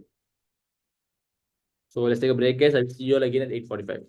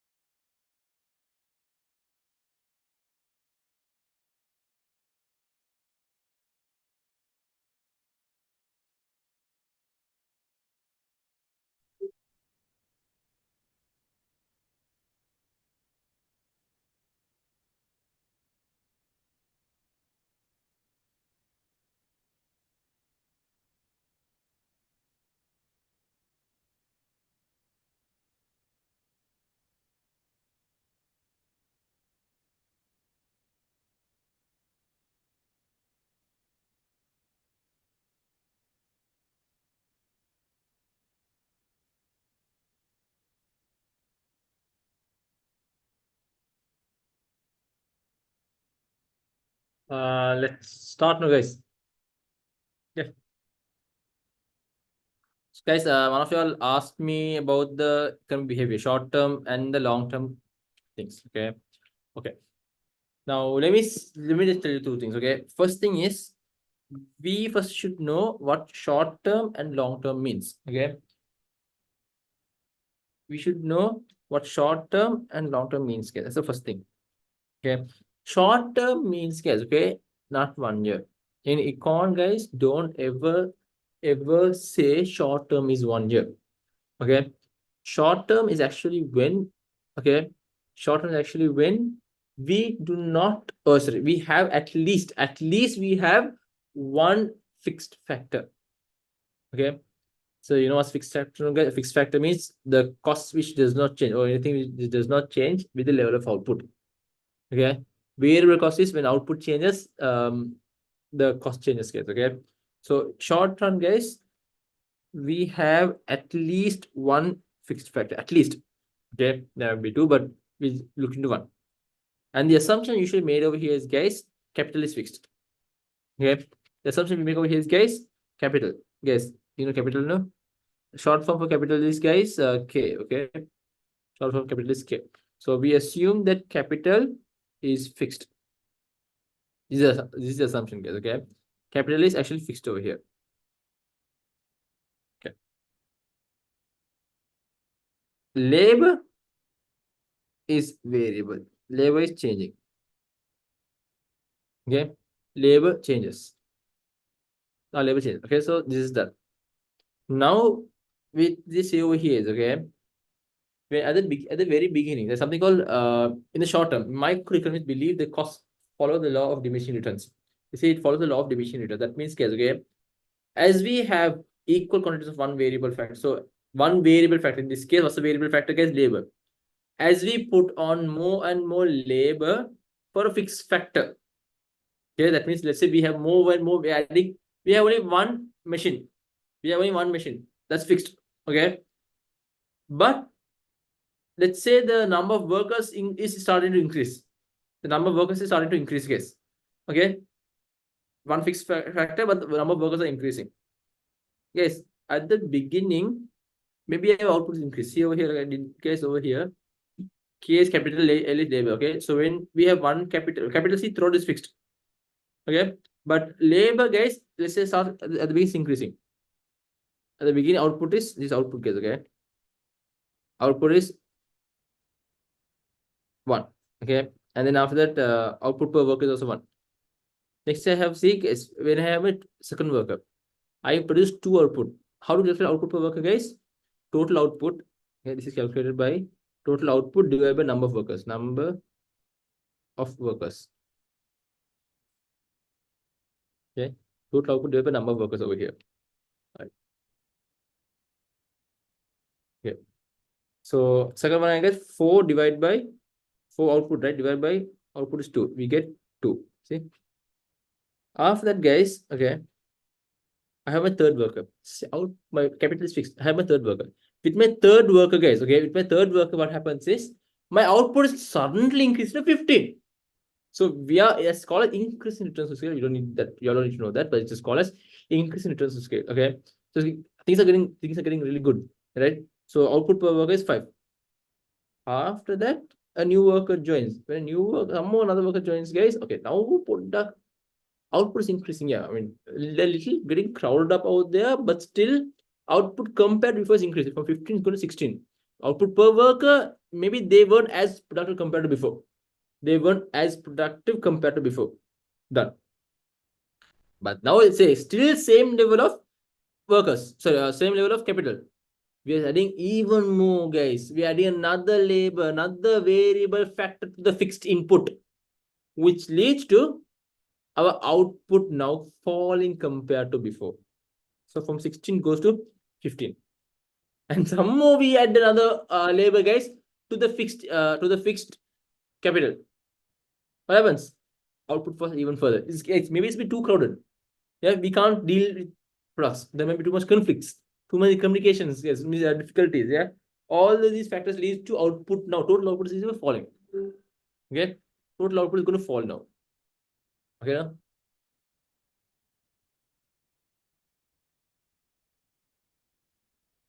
Yeah, this is how it works. Now, when our output is falling, okay, see, from the part where our outputs are to fall, not fall in a sense, output per worker, right? Their productivity started to fall, guys. That is when the law of diminishing marginal return, diminishing returns, sorry, law of diminishing returns hits in. Okay, law of diminishing returns hits in over there. Okay, now see from this point. Okay, see earlier we were producing 5, now 4 to 4 per worker. They're only producing 4. They're not as productive compared to before. Now, what's the reason, guys? Let's say this room. This room, guys, okay, we have workers. I said, you know what? First worker, second, third worker shape. Fourth, okay, third worker is now, from the second to third worker, output is increasing very well, okay. But now the fourth worker is there. And when fourth worker is, total output is increasing shape. But compared to before, are the workers increasing their output? Are they as good compared to before? No, they are not good as compared to before. Because they're not as good compared to before. What happens, guys? We see our issue over there. We see our problem over there, guys. Okay.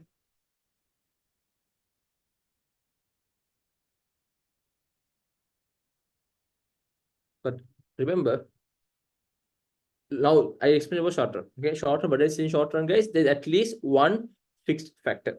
There's at least one fixed factor. But in the long run, remember, guys, okay, there are no fixed cost.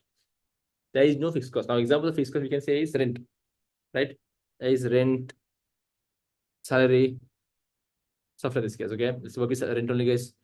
Okay, guys, wages is variable, salary is fixed. Okay, remember that.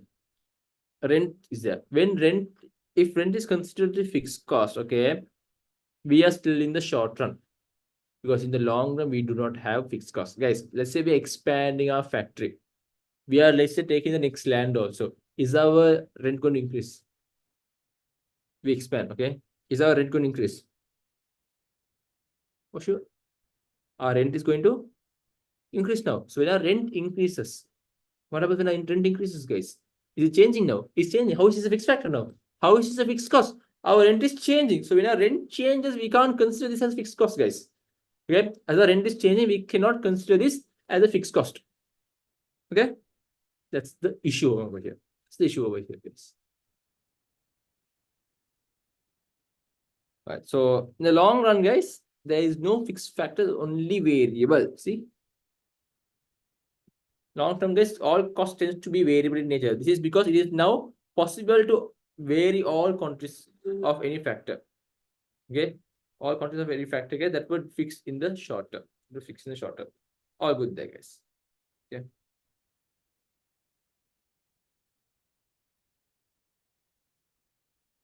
Some of my, let me just tell this also, guys. Okay, when it comes to cost, in terms of cost, guys, okay,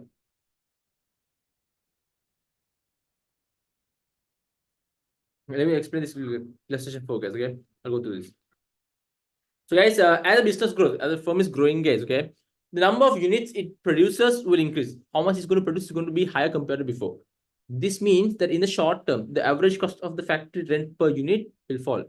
Okay, this means that in the,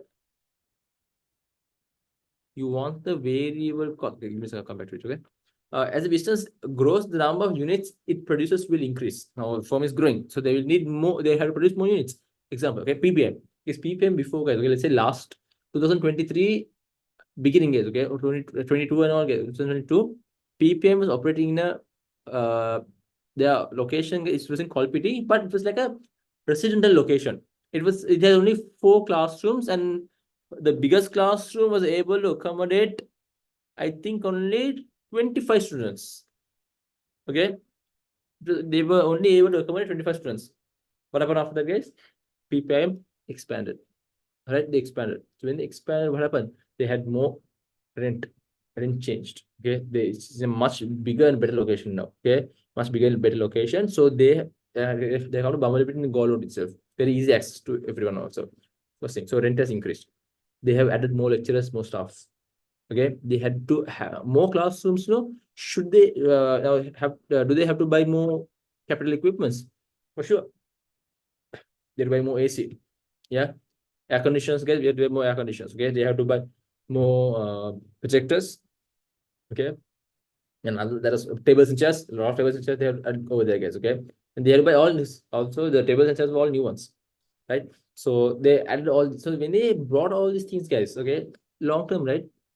Okay, so this means that in the short term, average cost thing is before they weren't able to have so many students. Now different. Okay, so this means that in the short term, the average cost of a factory rent per unit will fall. But remember, when things are running, guys, okay, when output is increasing, and we have a fixed cost. Is that fixed cost going to change when output changes? No. Our fixed cost is constant, guys, in the short run. Let's say short run for this, okay? But our average fixed cost is going to change. In this case, average fixed cost is going to fall. Let's see how, guys. I think I've given it over here. Okay.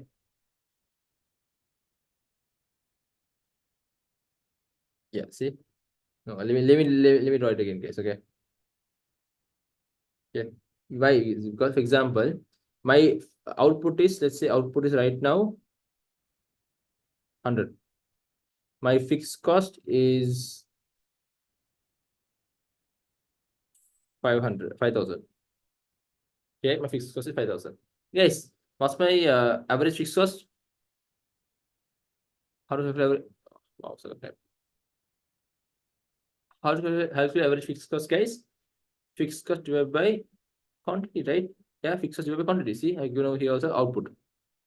Okay, that's total cost. Okay, so we have a fixed cost. So fixed cost divided by output is our average fixed cost.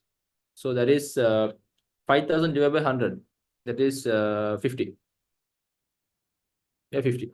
Okay, that's how we start.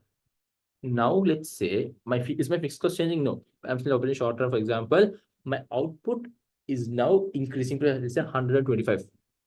Okay, output is increasing to 125. Output is increasing to 125. What is going to happen to my fixed cost, guys? Fixed cost is the same, 5,000 divided by 125. What do I get?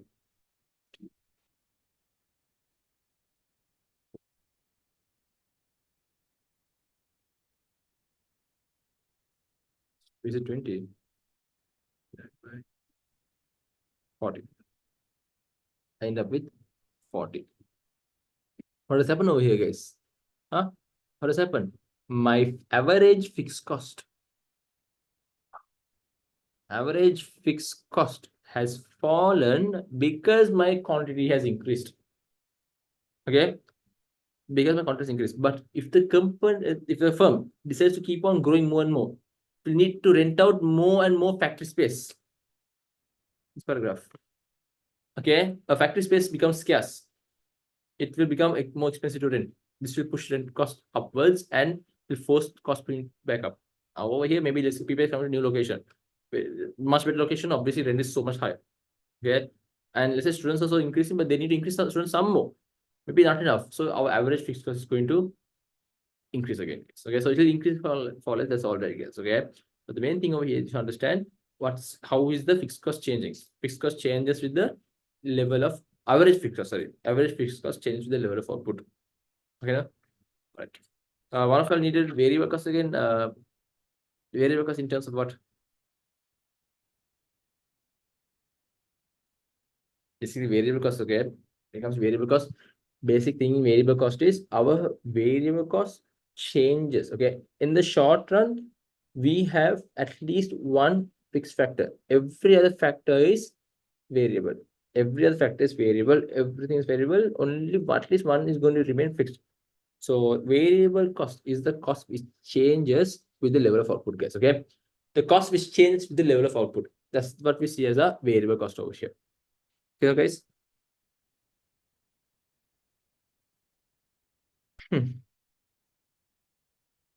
What's the next question, guys? I wanted.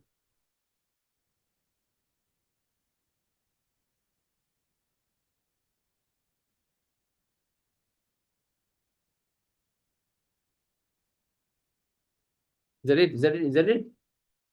I have an MC. I'll do one more question, guys. Wait. Can't show you the answer now.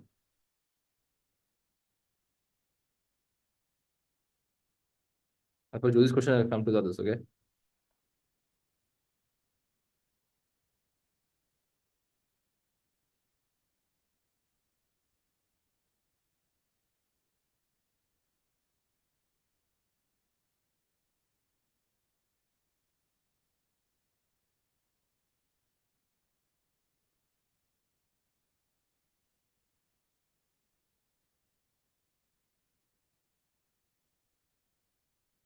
Yeah, one of you all had a doubt in this question, guys, okay? Let's see how this is. Guys, I'll give you a few minutes, guys. Okay? Can you all, I'll give you 3 minutes, okay? Can you turn this question and depend on the answer. Guys, don't see your writing books. I have the answer in the writing books. I mean, the BT study guide, study text, guys. Some of you have done this already before. So take a piece of paper and freshly do this, guys. Give me the answer. Guys, reply privately, don't reply to the public, guys, okay? Not the answers.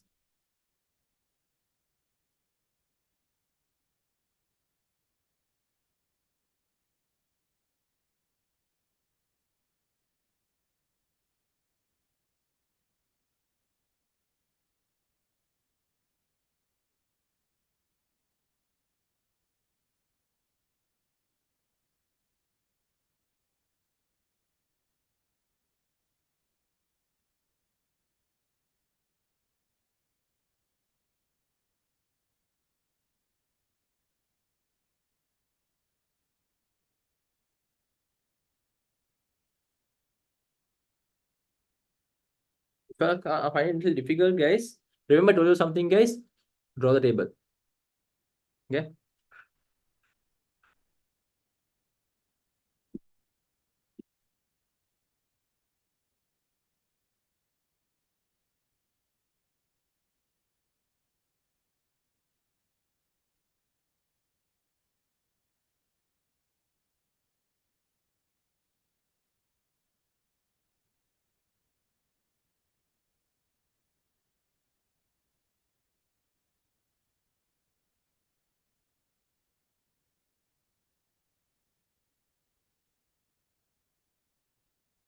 Okay. So now let's see how this is going, guys. Okay. I will just do it separately also. Yeah, some of you are getting the correct answers. That's all good. And there's a small catch in this. I'll tell you about it. Okay. Price, quantity, demand, right? Yeah, quantity, demand. A business sells 10,000 units of a product per month. 10,000 they sell per month, guys. Okay. The price dash demand for the product. Okay. The PED for the this plan reduce is retail price from $1 to 0.9. They're going to 0.9 over here. Okay. The price dash demand for the product is currently 1.5. PED is currently 1.5, guys. Okay. Assuming no other changes are made, guys, the sales that the business can now expect each month will be what? How is this done, guys? Okay. I did last time, guys, that the trial and error. Okay. We did the trial and error and we were able to find out. But what we can directly do is, guys, we can directly multiply the PED with our quantity demand in this case, guys. Okay. I'm going to do that directly over here. So we have 10,000, guys. Okay. Into 1.5. I mean, I don't like to do this method. I kind of do the trial and error, guys. Okay. In this case, I do the trial and error, figure out the answer, but no, don't do this. I don't want to do this one. Okay. Let's do trial and error. So what happens is I need to figure out what this is over here, which I'm going to get the answer 1.5. Okay. So now in this case, okay. Now in this, some of you had the doubt that it can be two things. Okay. So I need to first figure out the change. Okay. I need to figure out the change. I did the change. I don't want to go into depth over now, right now, guys. Okay. But the change is 1,500. Okay. The change is 1,500. Okay. So let's see what happens, guys. Okay. We have the percentage changing quantity demand. We have a percentage changing price. Okay. The below figure, I don't know where it is going to go. Okay. As I do not know where the price is going to go, guys. Now I got 1,500. I don't want to go with the answer right now, guys. Okay. Let's go with this. I got 1,500 as a change. Now this is the change. Now with this change, guys, okay, how am I going to figure this answer out? Just see this, guys. Just see this. The price is at 1 and it is falling, right? Prices are falling. Okay, the prices fall. When the prices fall, guys, what should happen to my quantity demand? It should increase. My quantity demand should increase over here. Okay, so I was at 10,000. I was at 10,000. Okay, for me to go up, guys, how much should I go up by? I mean, obviously, guys, my option can be from two things. 1,500 change means it should either be 11,500 or 8,500. 10,000 minus 1,500 is 8,500, or 10,000 plus 1,500 is 11,500. So our answer has to be within these two. Okay. Law of demand. Price fall, quantity demand increases. So my answer is going to go to 11,500. You understand? My answer goes 11,500. So with 11,500 itself, directly now I can find the answer. Yeah, I'm going to go with 1.5 over there. Okay, so that's the doubt one of y'all had earlier. Okay, just follow the demand law of demand pattern. Follow the law of demand pattern. That's it. Okay, and guys, some of y'all told I want the whole macro. I don't think I know the whole macro, guys. Okay, but let's do a few things on macro. Okay.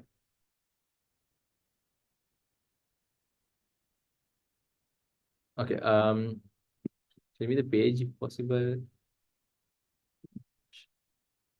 Inflation and aggregate demand.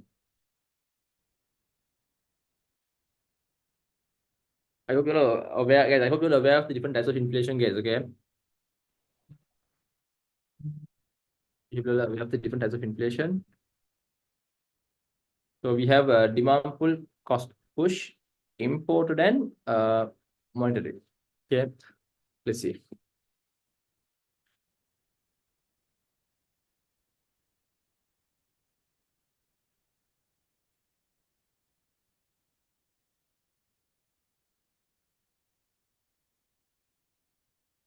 Guys, starting off with demand pull inflation. Now, before I go on with this, guys, okay. If I go on with this, let's see.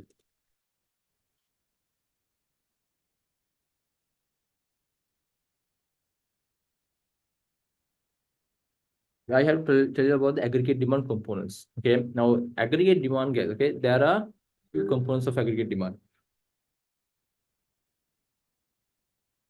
Aggregate demand formula, okay, equals consumption C plus investment I, C plus I plus G plus X minus M. You should this in brackets, or we can call it as net export. Net export. Okay. Consumption is the goods and services which we buy, guys. Okay. Investment are the businesses when they buy capital goods. Yeah, to expand the business and stuff like that. Okay. Investment. Then government spending money, guys. X is exports, M is imports, guys. Okay. Net exports is the difference between exports and imports. You can also say as net exports sometimes. Okay. Yes, when my aggregate, now see, guys, remember aggregate demand is like this. The aggregate demand is basically total demand. Okay. Even our aggregate demand has a diagram which is literally the similar thing, guys. Okay. But over here, what we name the diagrams are a little different. We have price level here. Okay. Real GDP. Price level, real GDP, guys. Okay.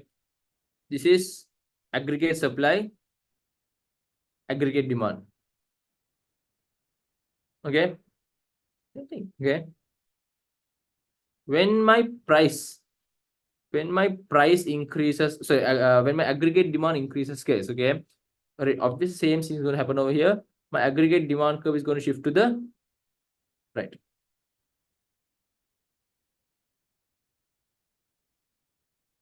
So P1, my price level has increased. Similar scene, guys. Okay, similar scenes. In this case, now over here, when I say price level, guys, I am not talking about one product's price. The price I'm referring to over here is the total price or the average price in the market. Okay, this is the average price in the market. Okay, so when I talk about average price in the market, guys, okay, this is how it works. When price increase, what is my average price increase? What happens, guys? Guys, isn't that inflation? When my average price increase, that is inflation. Okay, average price increases, meaning inflation increases. Okay, inflation increases. So over here, when one of the components increase, okay, when one of the components increase over here, let's say, for example, government is spending more on goods and services. Government expenditure increases. When my government expenditure increases, my aggregate demand increases. Okay, see, when government expenditure increases, this leads to aggregate demand increasing, guys. Yeah, we can see my aggregate demand is going to increase. Okay, so when my aggregate demand increases, guys, what happens? This leads to demand pull inflation. Okay, next we have cost. Okay, cost push inflation, guys. Cost push inflation exists, guys, when there is an increase in the cost of production. See over here, when our cost of production increases, guys, okay, when our cost of production increases, firms are obviously, everyone wants to maintain profit margins. Everyone wants to maintain profit margins, guys. Okay, so to maintain, so in cost of production increases, guys, every firm will want to maintain profit margin. How do you have to maintain? You can't reduce cost. Cost has increased. Can't do anything about it. Okay, so when we cannot maintain profit margins, okay, we will have to increase our price. So price increases lead into cost push inflation. And only us, everyone throughout will increase their price, which leads to cost push inflation, guys. Okay, that's how things work.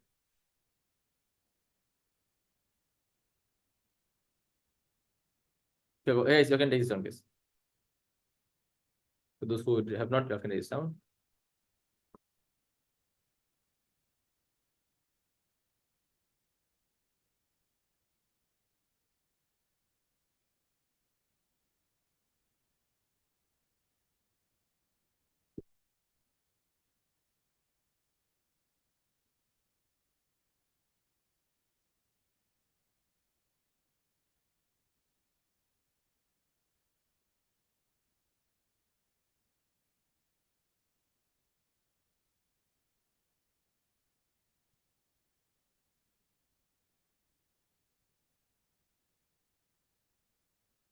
Okay. Now after this, guys, okay, now we have imported inflation. Guys, imported inflation exists, okay, when the price of the imports are changing. Okay, let me do it from scratch itself. So let's say when I exchange, okay, we talk about exchange rate. Now, we in Sri Lanka should know this properly. I told you all the students before also. So some of you are over here, most of you should know this, okay? When our exchange rate, what happened last year, a few years ago, guys, Sri Lanka exchange rate worsened, right? So when I exchange rate worsened, guys, what happened? Our imports were very expensive, right? Our price imports went up. Sri Lanka was in a economic crisis. We got screwed, right? When we got screwed up over there, guys, okay, what happened? Price of imports increased. Okay, when a price of imports increased, guys, okay, then what happened? We might have bought raw materials from abroad. Okay, so price of raw materials increased. Okay, and then similar thing like cost push, guys. Okay, so after that, when you take these raw materials, guys, okay, you are going to produce these goods and services. It is going to be expensive now, obviously, right? Because you have to see, yeah, okay, you took this price of raw materials, guys, and now when you are taking these raw materials, you produce the goods and services. Are they going to be more expensive compared to before? For sure, right? It is going to be more expensive compared to before. Okay, so when import increase, it leads to decrease in aggregate demand, which I said over here, when the price of imports only increase. I didn't talk about demand of imports. You get it, Sachin. I didn't talk about demand over here, man. See, there's a conflict over there, no? But when import increases, okay, no, and the imports are increasing over here, Sachin. My price of imports is only increasing. Yeah, right. Okay, so guys, when my price of raw materials are increasing, okay, what happens, guys, over here? I mean, again, I have to maintain my profit margins, right? In order to maintain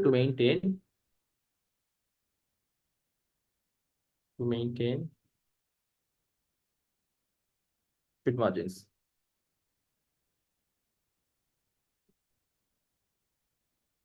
Okay, firms will have to increase their prices. Similar to cost push, actually, guys. Okay, leading to what?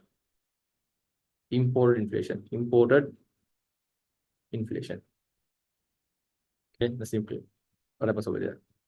I would, guys, if you want more than writing this one, guys, same thing, but you can write the one down, guys. Okay, it's how exchange rate falls, price of imports increases, price of raw materials increases, and then after that, guys, price of domestic goods and services are expensive, right? So when the price of domestic goods and services are expensive, guys, this leads to imported inflation, guys.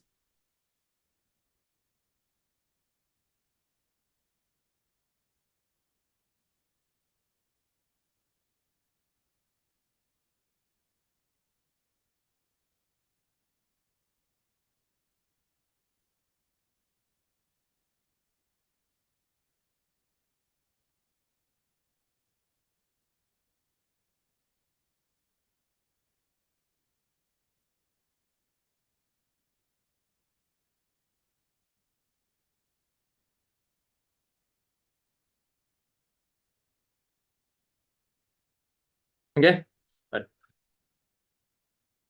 now we have another inflation, monetary inflation. Okay, monetary inflation. Actually, Sri Lanka, we were hit by. You want? I'll come. I'll come to that. Then. Give me a second, guys. Okay. Can you explain the connection between currency and imported inflation? Okay, currency and imported inflation is actually imported inflation. Okay, what happens over here? My exchange rate fell. Okay, Sri Lanka's currency depreciated, devalued, depreciated. Okay, when Sri Lanka's currency depreciated, guys. Okay, I mean, didn't our import price goes up? I mean, Anuha, if you are you from Sri Lanka, Anuha? Huh? So obviously you are aware, okay, that 2022 October, Sri Lanka was hit by the economic crisis. Our did our exchange rate dollar rate, okay, it went from yeah, Sri Lankan impact given over here also. Okay, our dollar rate went from USD, okay, it went from around 200 to 380, 360, 380 it went, right? So when, that means our exchange, our Sri Lankan value fell, right? Our value fell, guys, okay? So when our exchange rate fell, remember, you can remember this to Sri Lanka. Our imports were very expensive that time, right? Our imports were very expensive that time, right? So when our imports were so expensive, what happened? When our imports were so expensive, people were not willing to buy our products. Okay, can't help. Okay, but we had to, but because of the things that people are not willing to buy. I mean, Sri Lankans were not willing to buy, but can't help, guys. Sri Lanka didn't have any other choice. Okay, price of our raw materials went up. When a price of raw materials went up, now we don't have everything, so we had to buy certain goods from abroad, fuel, especially fuel and all some other things, guys. We had to buy from abroad. So when the price of raw materials went up, guys, what happened then? What happened when the price of raw materials went up? This over here, okay, led to the cost of production increasing, no? Our cost of production increase, no? It's very expensive, no? Let's say I want to buy leather. I want to make let's say shoes. So I bought leather. I bought the raw leather, okay, from China. Was it expensive compared to before? Yes, because I exchange rate worsened. Cost of production increase. Now I have to increase my price? I have to maintain profit margins, right? So for me to maintain my profit margin, maintain profit margin, I had to increase my price. And not only me, everyone else also had to do it. When everyone did it, what happened? That led to imported inflation. Okay, remember, guys, import inflation is still goes under cost push inflation. Guys. Same thing, no? Cost of production increasing. Yeah, usually, guys, import inflation comes under cost push inflation, guys. No, I hope you're clear. Yeah, I think you got confused in this part only. Yeah. If you can't think if any time, just remember this. Sri Lanka, what happened? Okay.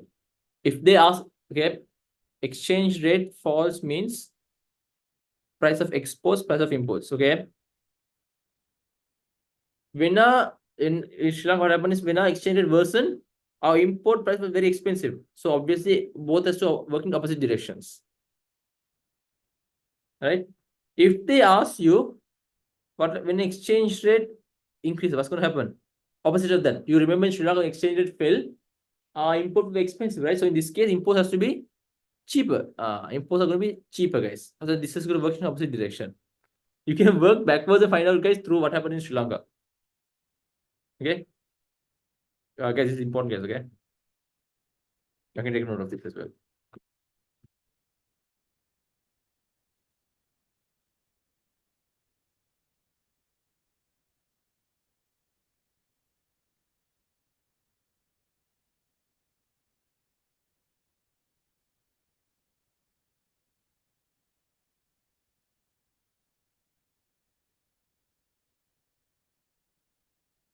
Whew. Okay. Now we are going to move into monetary inflation, guys. Monetary inflation, okay, happens this way. Okay, all right.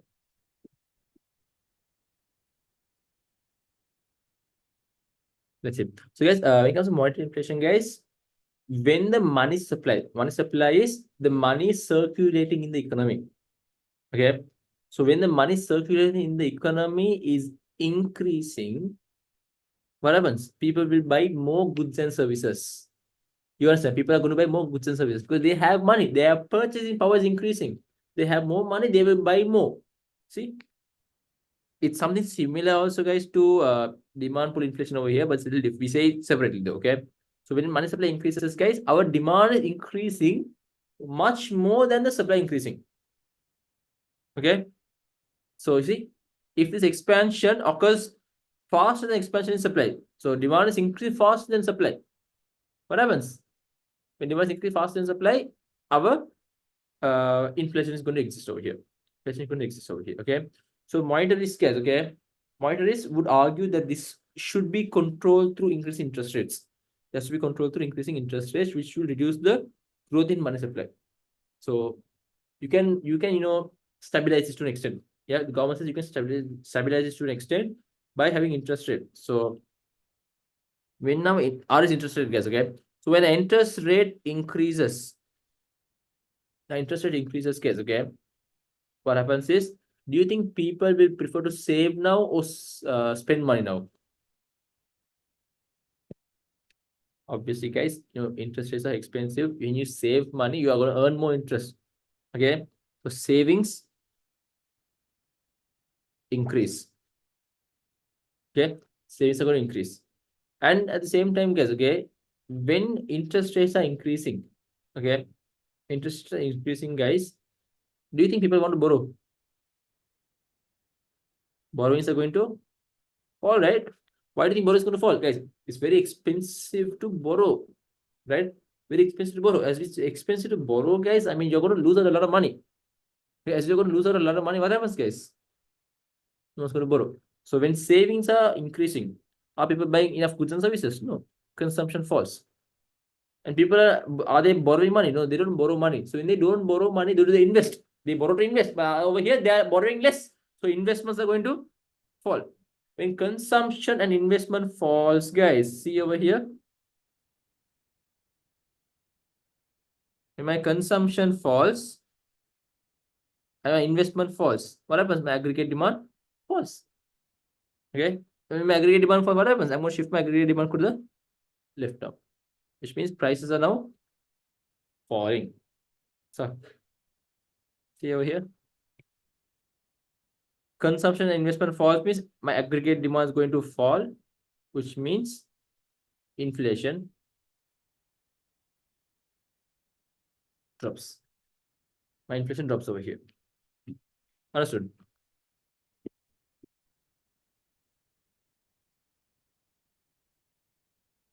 Yes, so that is what we have about inflation and aggregate demand. Okay.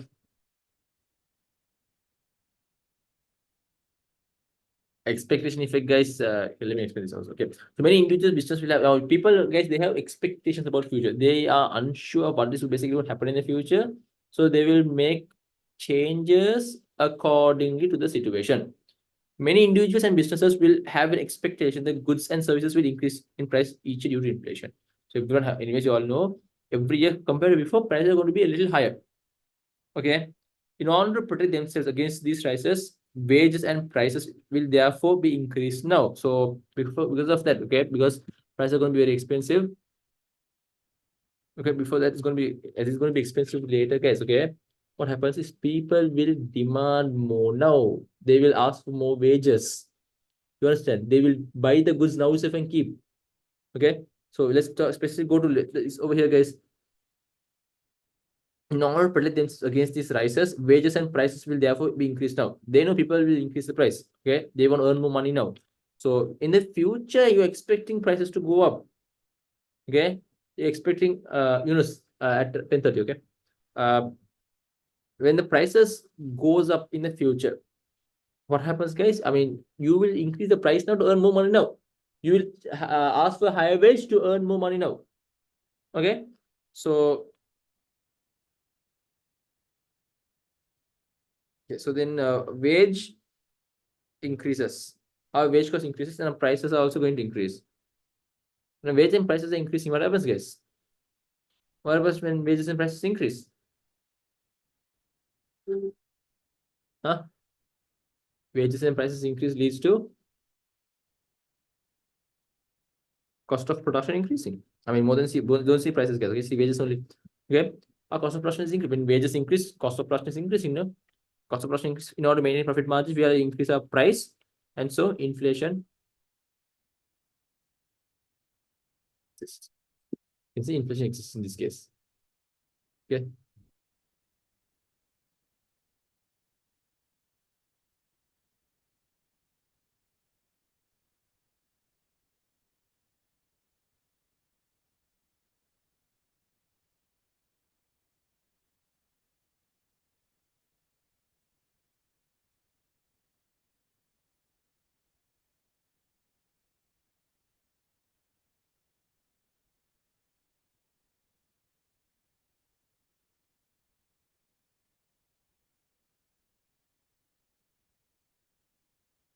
Anything else, guys?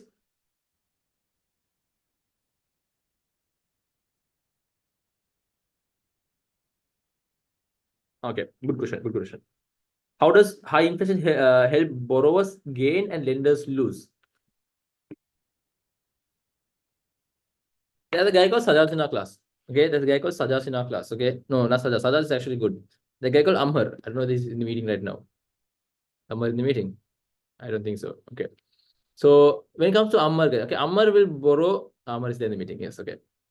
There's Ammar will borrow money.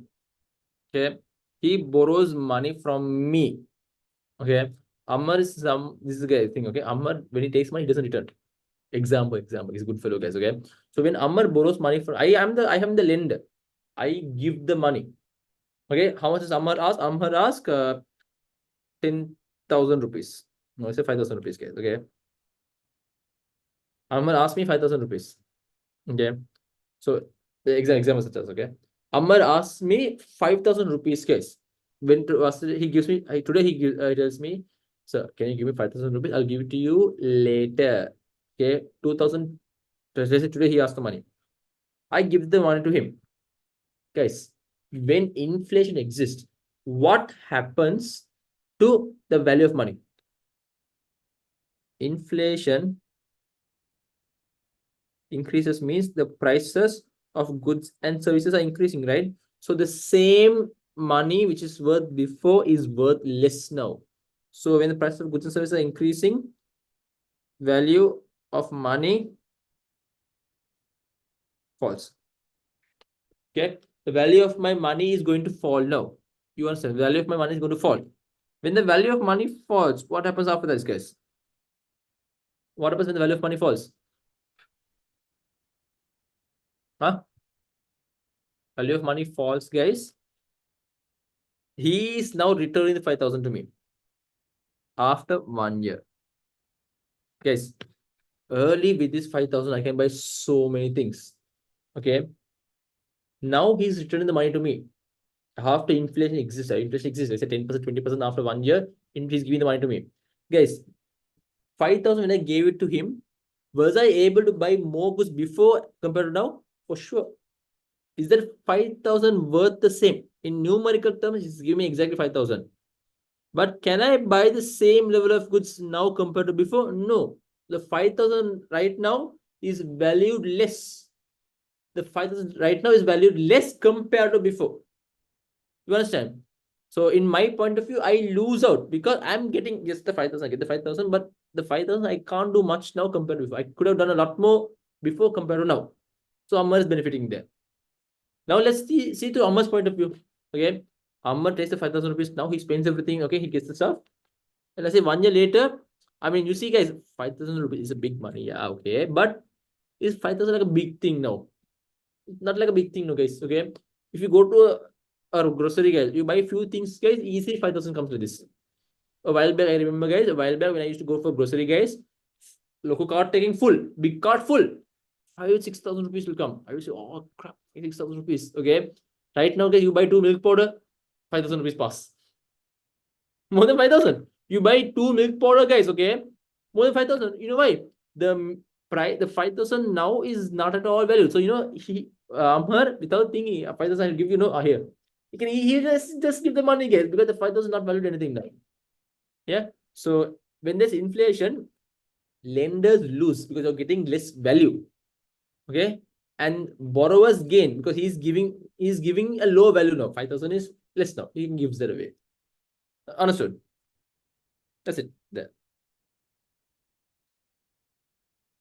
Any questions, guys? Anything else?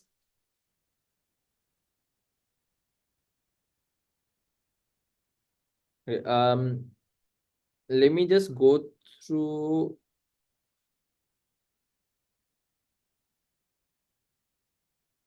balance of payment. Okay, not much in depth, guys, but let's just go through an understanding of balance of payment, guys. Okay. Whew.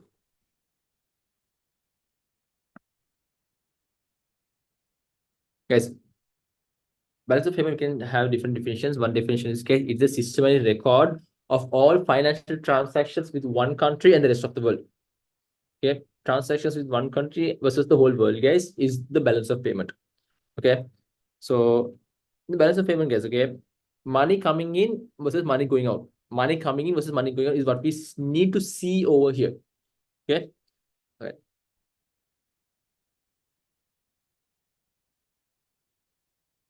Okay. Now, guys, there are instances now. Example in Sri Lanka also, guys. Okay. The main reason we went into a big economic crisis is our balance of payment was very bad. Okay. Our balance of payment was very bad. As our balance of payment was very bad, guys, money kept flowing out of the country. Okay. Our money kept flowing, guys, basically out of the country. So when money kept flowing out of the country, what happens? This led to exchange rate worsening. Okay. Let's see.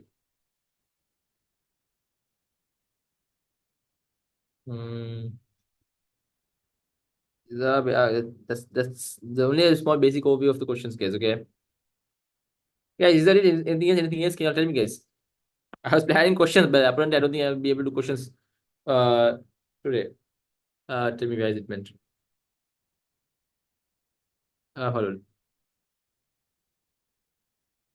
Tell me the page isn't going to help. Just tell me the question near that. Is it the 7th chapter? Wait, I think I trade cycle somewhere here. Wait.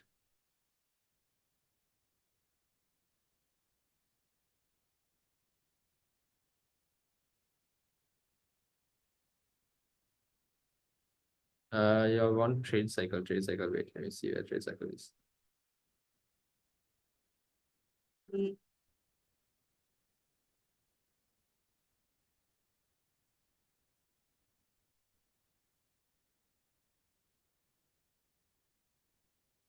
Yeah, you know what? You need to help me out over here. All right, got it. Got it.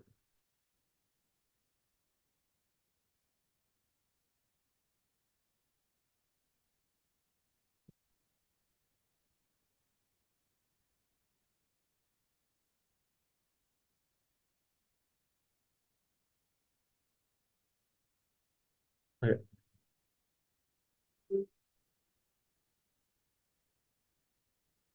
I'll come to the starting gives. Okay. Yes. Okay. Now some of you had one of you wanted to trade cycle. Okay. Now guys, trade cycle. Our economy, guys, it works the way it works, guys. It always is ups and downs. You actually get your your economy falls. You go to a recession and then you go through. Okay. Now after that, start to improve. Right? Start to improve. And then this is the seventh chapter only, man. Near the question 8. Okay. You start to improve slowly. So you expand. Yeah. Growth. You hit the peak, guys. And then again, through recession, you come down to a slump. Okay. The bottom part is known as a slump, guys. Okay. And after that, you recover.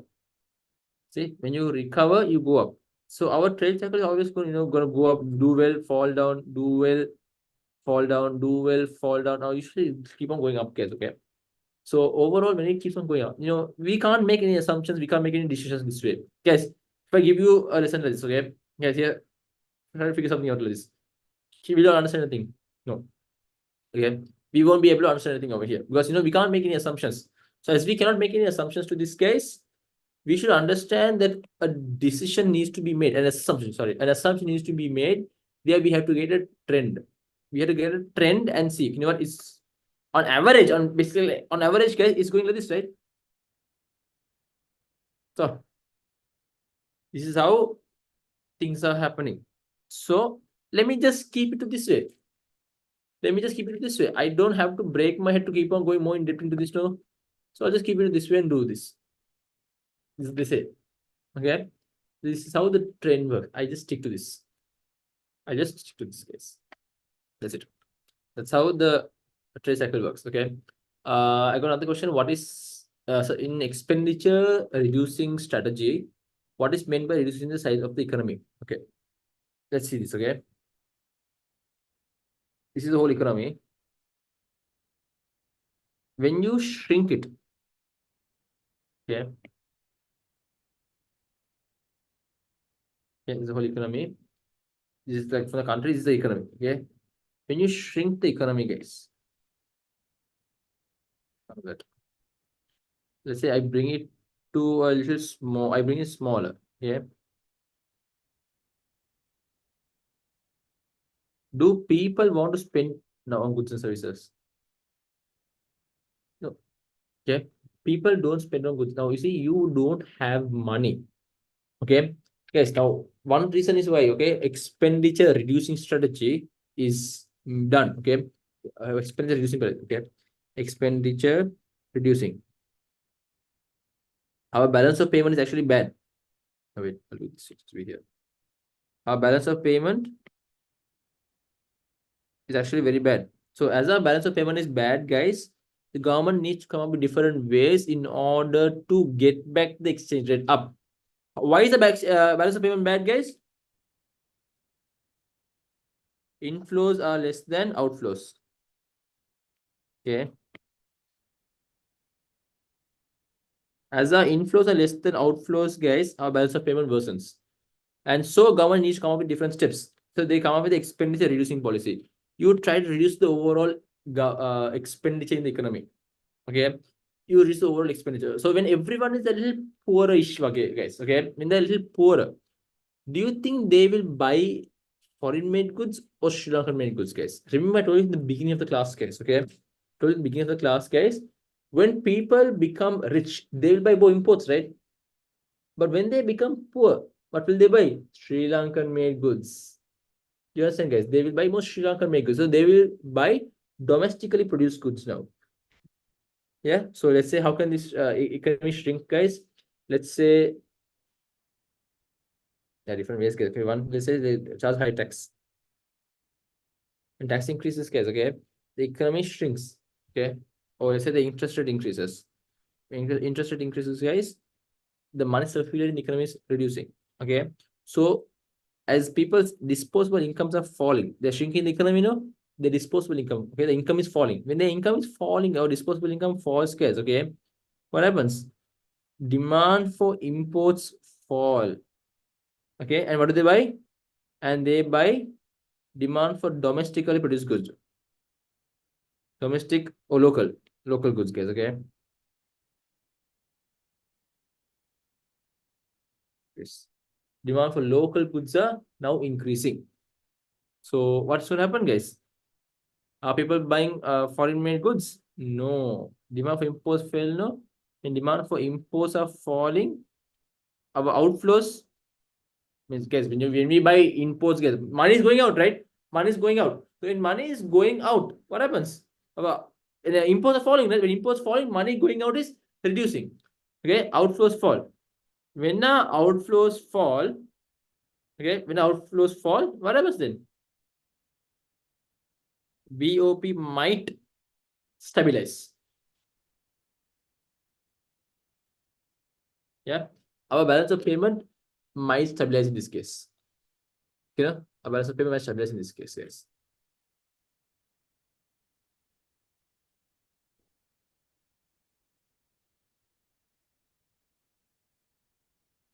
Okay.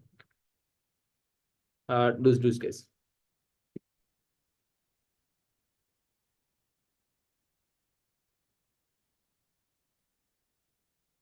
You can take a note of this.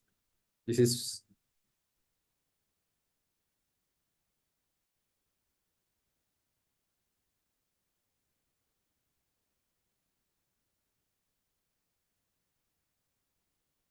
anything else, guys? Come on.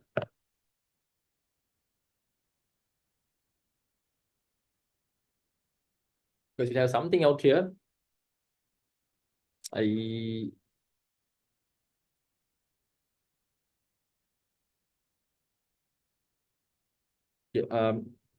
This is the main thing, guys. Okay, it all works from here. Yes. Now, when it comes to fiscal policy, monetary policy, now government, they see we have macroeconomic objectives, guys. Okay, the government has macroeconomic objectives which they have to fulfill. Okay, so they are. Okay, so they are like, let's say, economic growth. Okay.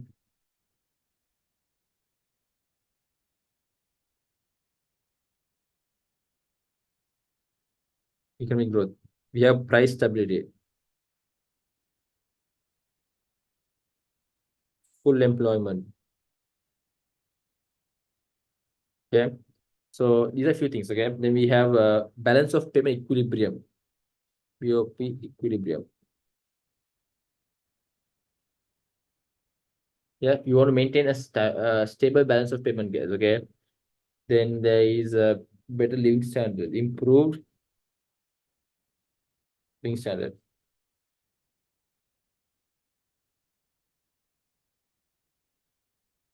Okay. You have a better and improved living standards over here. These are few things for us to work with. Guys, sometimes certain factors might not have been achieved, or you might find it difficult to achieve certain factors. Okay. So in order to achieve certain factors of such, guys, okay, what do you do? What do you do, guys? We are supposed to, government should intervene. Okay. They will have to intervene through fiscal policies and monetary policy. Okay. They have to have fiscal policy and monetary policy. So fiscal policy, guys, the government used two tools, okay, to influence the aggregate demand. Now remember, guys, okay, fiscal policy and monetary policy are what? Demand side policy. These are both basically going to affect our aggregate demand. These are going to affect our aggregate demand, guys. Okay. Both of these are demand side policies.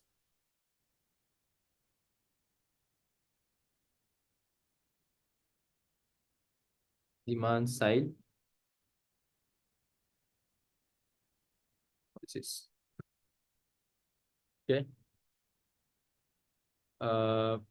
You no supply side policy is supply side policy, man. Yeah. So guys, fiscal policy, taxes and government expenditure. Taxes and government expenditure or spending plans. Spending plans, government expenditure, guys. Okay. These are the things which they use over here to affect this. Let's guys, can you give me an instance which they want to achieve? Hassan, give me something. Let's say one of these is not achieved. Tell me some bad situation. I'll try to achieve it. Alright, no, maybe not living standard. I can, but something else is there. Okay, okay, you're saying high inflation. Good. Okay. So Sachin says, guys, Sri Lanka. Sri Lanka. Okay, let's say Sri Lanka we do. In Sri Lanka, guys, we have high inflation. Simple as inflation, guys. Okay. Inflation is very high. Now I am the economist. I am the central bank governor who, okay, not Nivad. Nivad Cabral was kicked out of Sri Lanka. And now they put me, guys. Okay, now kicked out of the central bank. Okay. He was the central bank governor. I'm not going to comment on him now. Okay. Not the time, not the place. This, he was kicked out and this is they put me. Okay. As a central bank governor, guys. Okay. So when they put me as the central bank governor, okay, now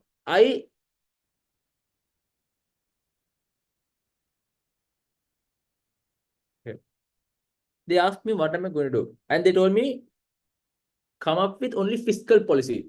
Okay, with the fiscal policy, try to do something. I was like, okay, let's see then. Okay, I start off with this. Okay, when inflation increases, remember I have to reduce my aggregate demand. If I reduce my aggregate demand, I am able to tackle this. Okay, so it's called as expansionary fiscal policy. Oh, wait, sorry. I don't use I'm going to use contraction in this case. Okay, I'm going to use contraction fiscal policy. There are two things, guys. Expansion fiscal policy is used to increase aggregate demand. Contractionary fiscal policy, okay, is used to reduce my aggregate demand, guys. Okay, yeah, the inflationary, okay, contractionary policy. Okay, no. So inflation is high. I am going to use contractionary fiscal policy. Contractionary fiscal policy. That is, in order to do this, I have to increase my taxes and I have to reduce my government expenditure. Okay. So when my taxes are going up, when I'm the central bank governor, I tell, you know what, in Sri Lanka, we should charge a higher tax now. Okay. So when we are charging a higher tax, guys, can people afford goods and services now? Do you think people can afford goods and services? No, they can't. They basically cannot afford goods and services, which means our consumption is going to fall, right? Consumption is going to fall because we cannot afford goods and services. At the same time, when people are not buying goods and services, guys, okay, I mean, why do you need to invest? Business is not going to do well, right? So investment is also going to fall. Investments are also going to fall. Okay, these two fell.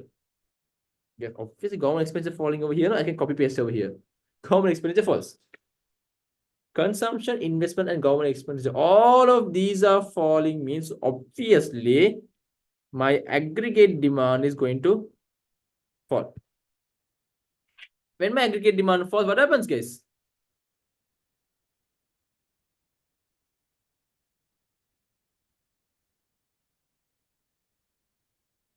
Aggregate demand, aggregate supply, initial equilibrium, and aggregate demand falls. AD1. So what happens, guys? My price, price inflation, okay, has now fallen. So have I achieved price stability? Price stability means trying to maintain prices. Okay, you're trying to maintain prices. So I have brought down prices. So am I maintaining prices in this case? For sure. I'm maintaining prices. This is how I was able to tackle the high inflation. Okay, this is one. This is fiscal policy. But now let's say the government tells me, okay, you go to the central bank and try to figure things out by trying to use monetary policy. They tell me use monetary policy in order to influence my aggregate demand. Okay, so in order to influence aggregate demand, I come up with monetary policy terms. Okay, see over here, guys,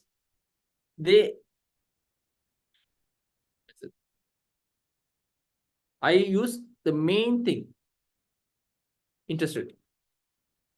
Okay, I'm going to use interest rate. I'm going to reduce inflation. Okay, so remember, guys, remember this thing. Okay, if you can take a note of it also and keep expansionary is increasing aggregate demand. Contractionary policy reduce aggregate demand. So look where aggregate demand moves. When the aggregate demand increases, see this guy, okay? In this diagram I drew over here, this diagram here, small, okay. Now you all know this is real GDP, right? Q1. Oh, I can say Y over here, guys. Okay. Over here, when price increase is called as inflation deflation. Over here, when the output is increasing, it is economic growth. Output is increasing. This is total output in the whole economy. Output increases in what? Economic growth can be achieved. We are able to achieve economic growth in this case. Okay. As I'm saying, if it increases over here, okay, forget about this. If it increases over here, we are able to achieve this. Okay. Now let me try to figure out. Okay, I have inflation in Sri Lanka. I'm going to use interest rate, guys. This is actually what Sri Lanka did, guys. Okay, in Sri Lanka, inflation was very high, right? So what did the central bank do? Central bank decided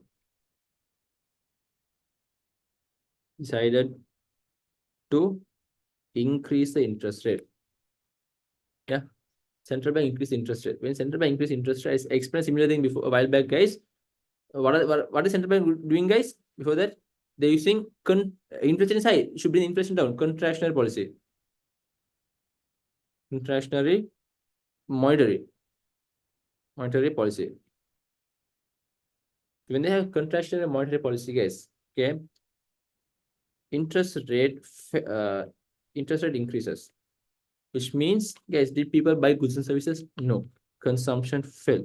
Did people want to invest? No. Why didn't people want to invest, guys? Because no one is investing. No one's going to buy, guys. And also, everyone is saving. No one is borrowing. You can't invest. Investment for I already explained a while back. Okay. Consumption investment falls means aggregate demand falls. Aggregate demand, I told you, inflation falls. Okay. I was doing this case. I want to do one more, guys. That is, let me also, wait, there's something else which students often get confused.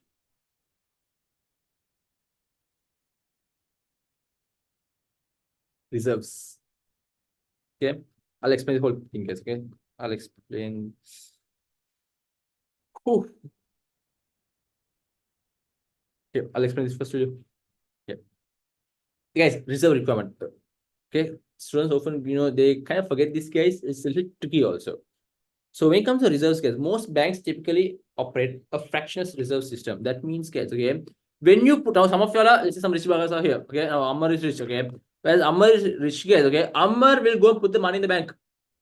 Ammar puts money in the bank. When he puts money in the bank, guys, that bank, or that is the money which the bank takes and then gives us as loans, right, for other people.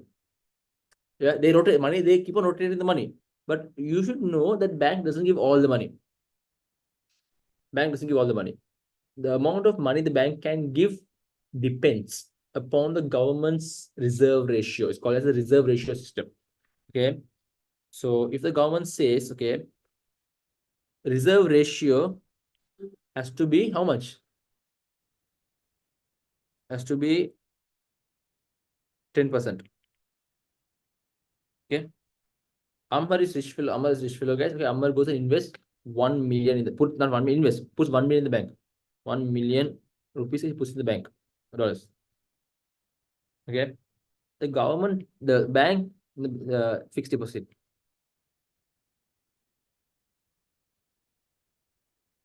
He invests 1 million as fixed deposit, guys. Okay. He puts in the bank and keep. Now the bank has 1 million with them, right?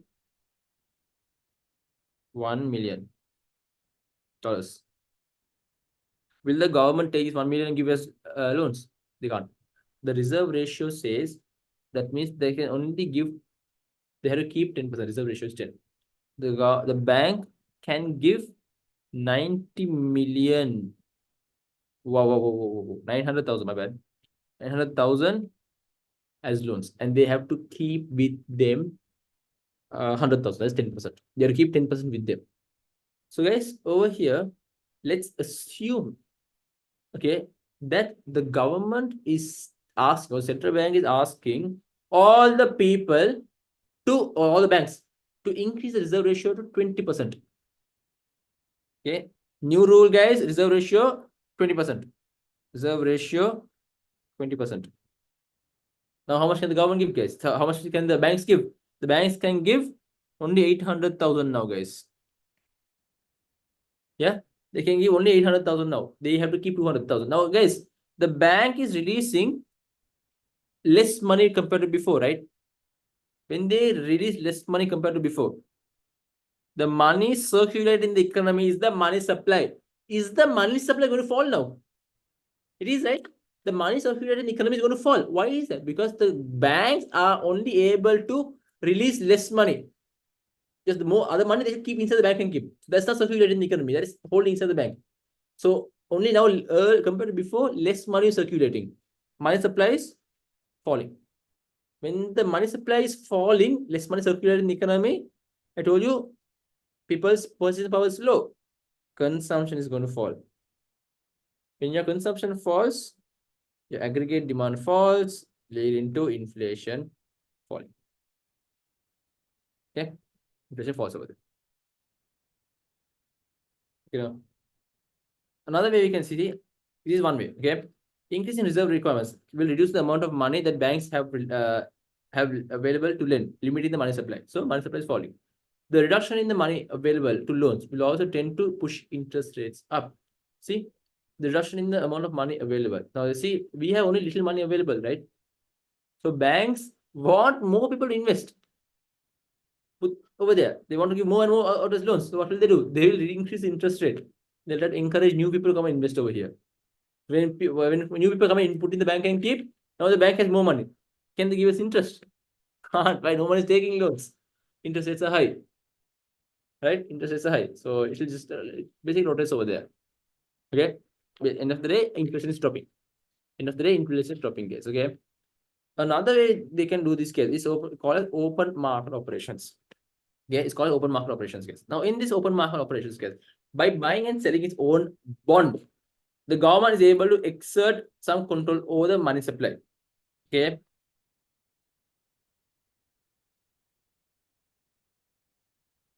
The economy.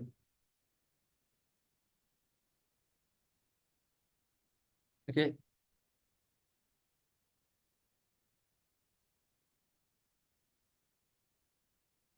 Central bank. Okay. Bond is a piece of paper available for people to use, guys. Okay, so you can basically buy, it's like loans and depositing, guys, but not with the normal bank, but with the central bank. Okay, but this is with the central bank. This is important one. This is central bank, guys. Okay, so guys, when a central bank has these bonds, bond is a paper. Bond is paper. Okay. What's going on? Where's my Wi-Fi case? Shit. Okay. Bond is a piece of paper. Okay. So when the government sells the bond, yeah, see, when the government sells the bond, piece of paper, right? The government sells bond. How can you sell bond? So you give the paper to the public. This is the public, guys. Okay. The public has money, no, guys. When this goes, what comes in return, guys? Dollars comes in return. So is the money in the economy reducing now? Yes. When you sell, okay, you sell, the government sells bonds. People will give the money to the central bank. So will the central bank take the money out of the economy? Yes, money is coming out of the economy now. Yeah, guys.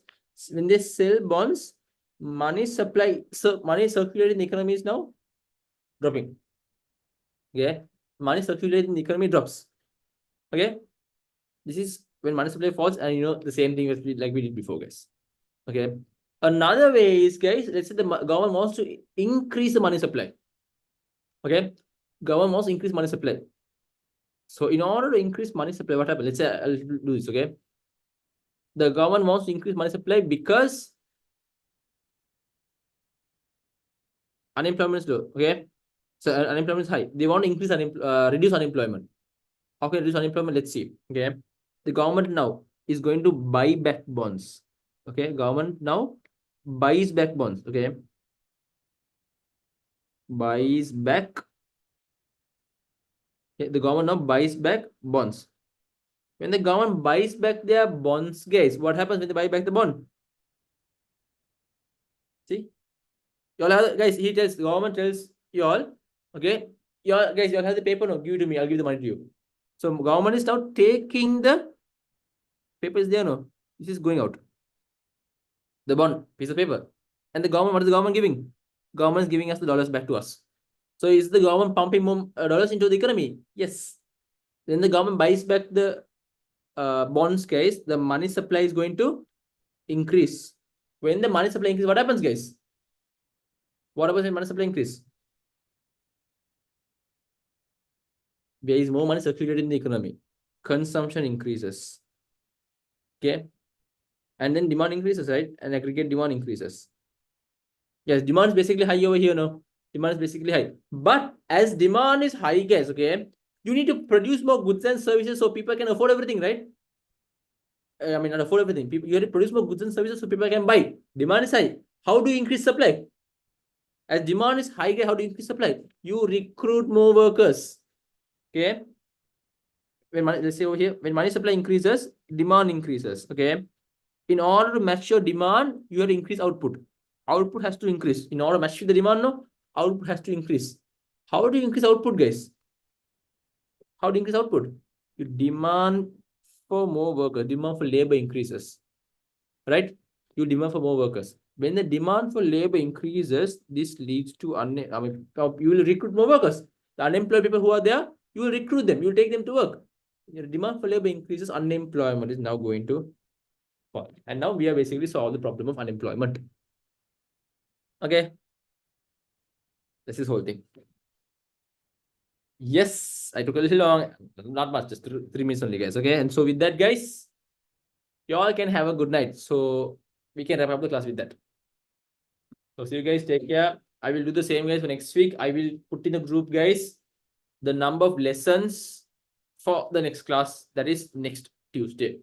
Okay. On 14th, 13th, sorry, 13th. Okay. 13th class, guys. Same time, 7 to 10, guys. I will keep you updated on the chapters. Let me know about this. Okay. Good night, guys. Take care. Stay safe. God bless you all. Bye-bye, guys.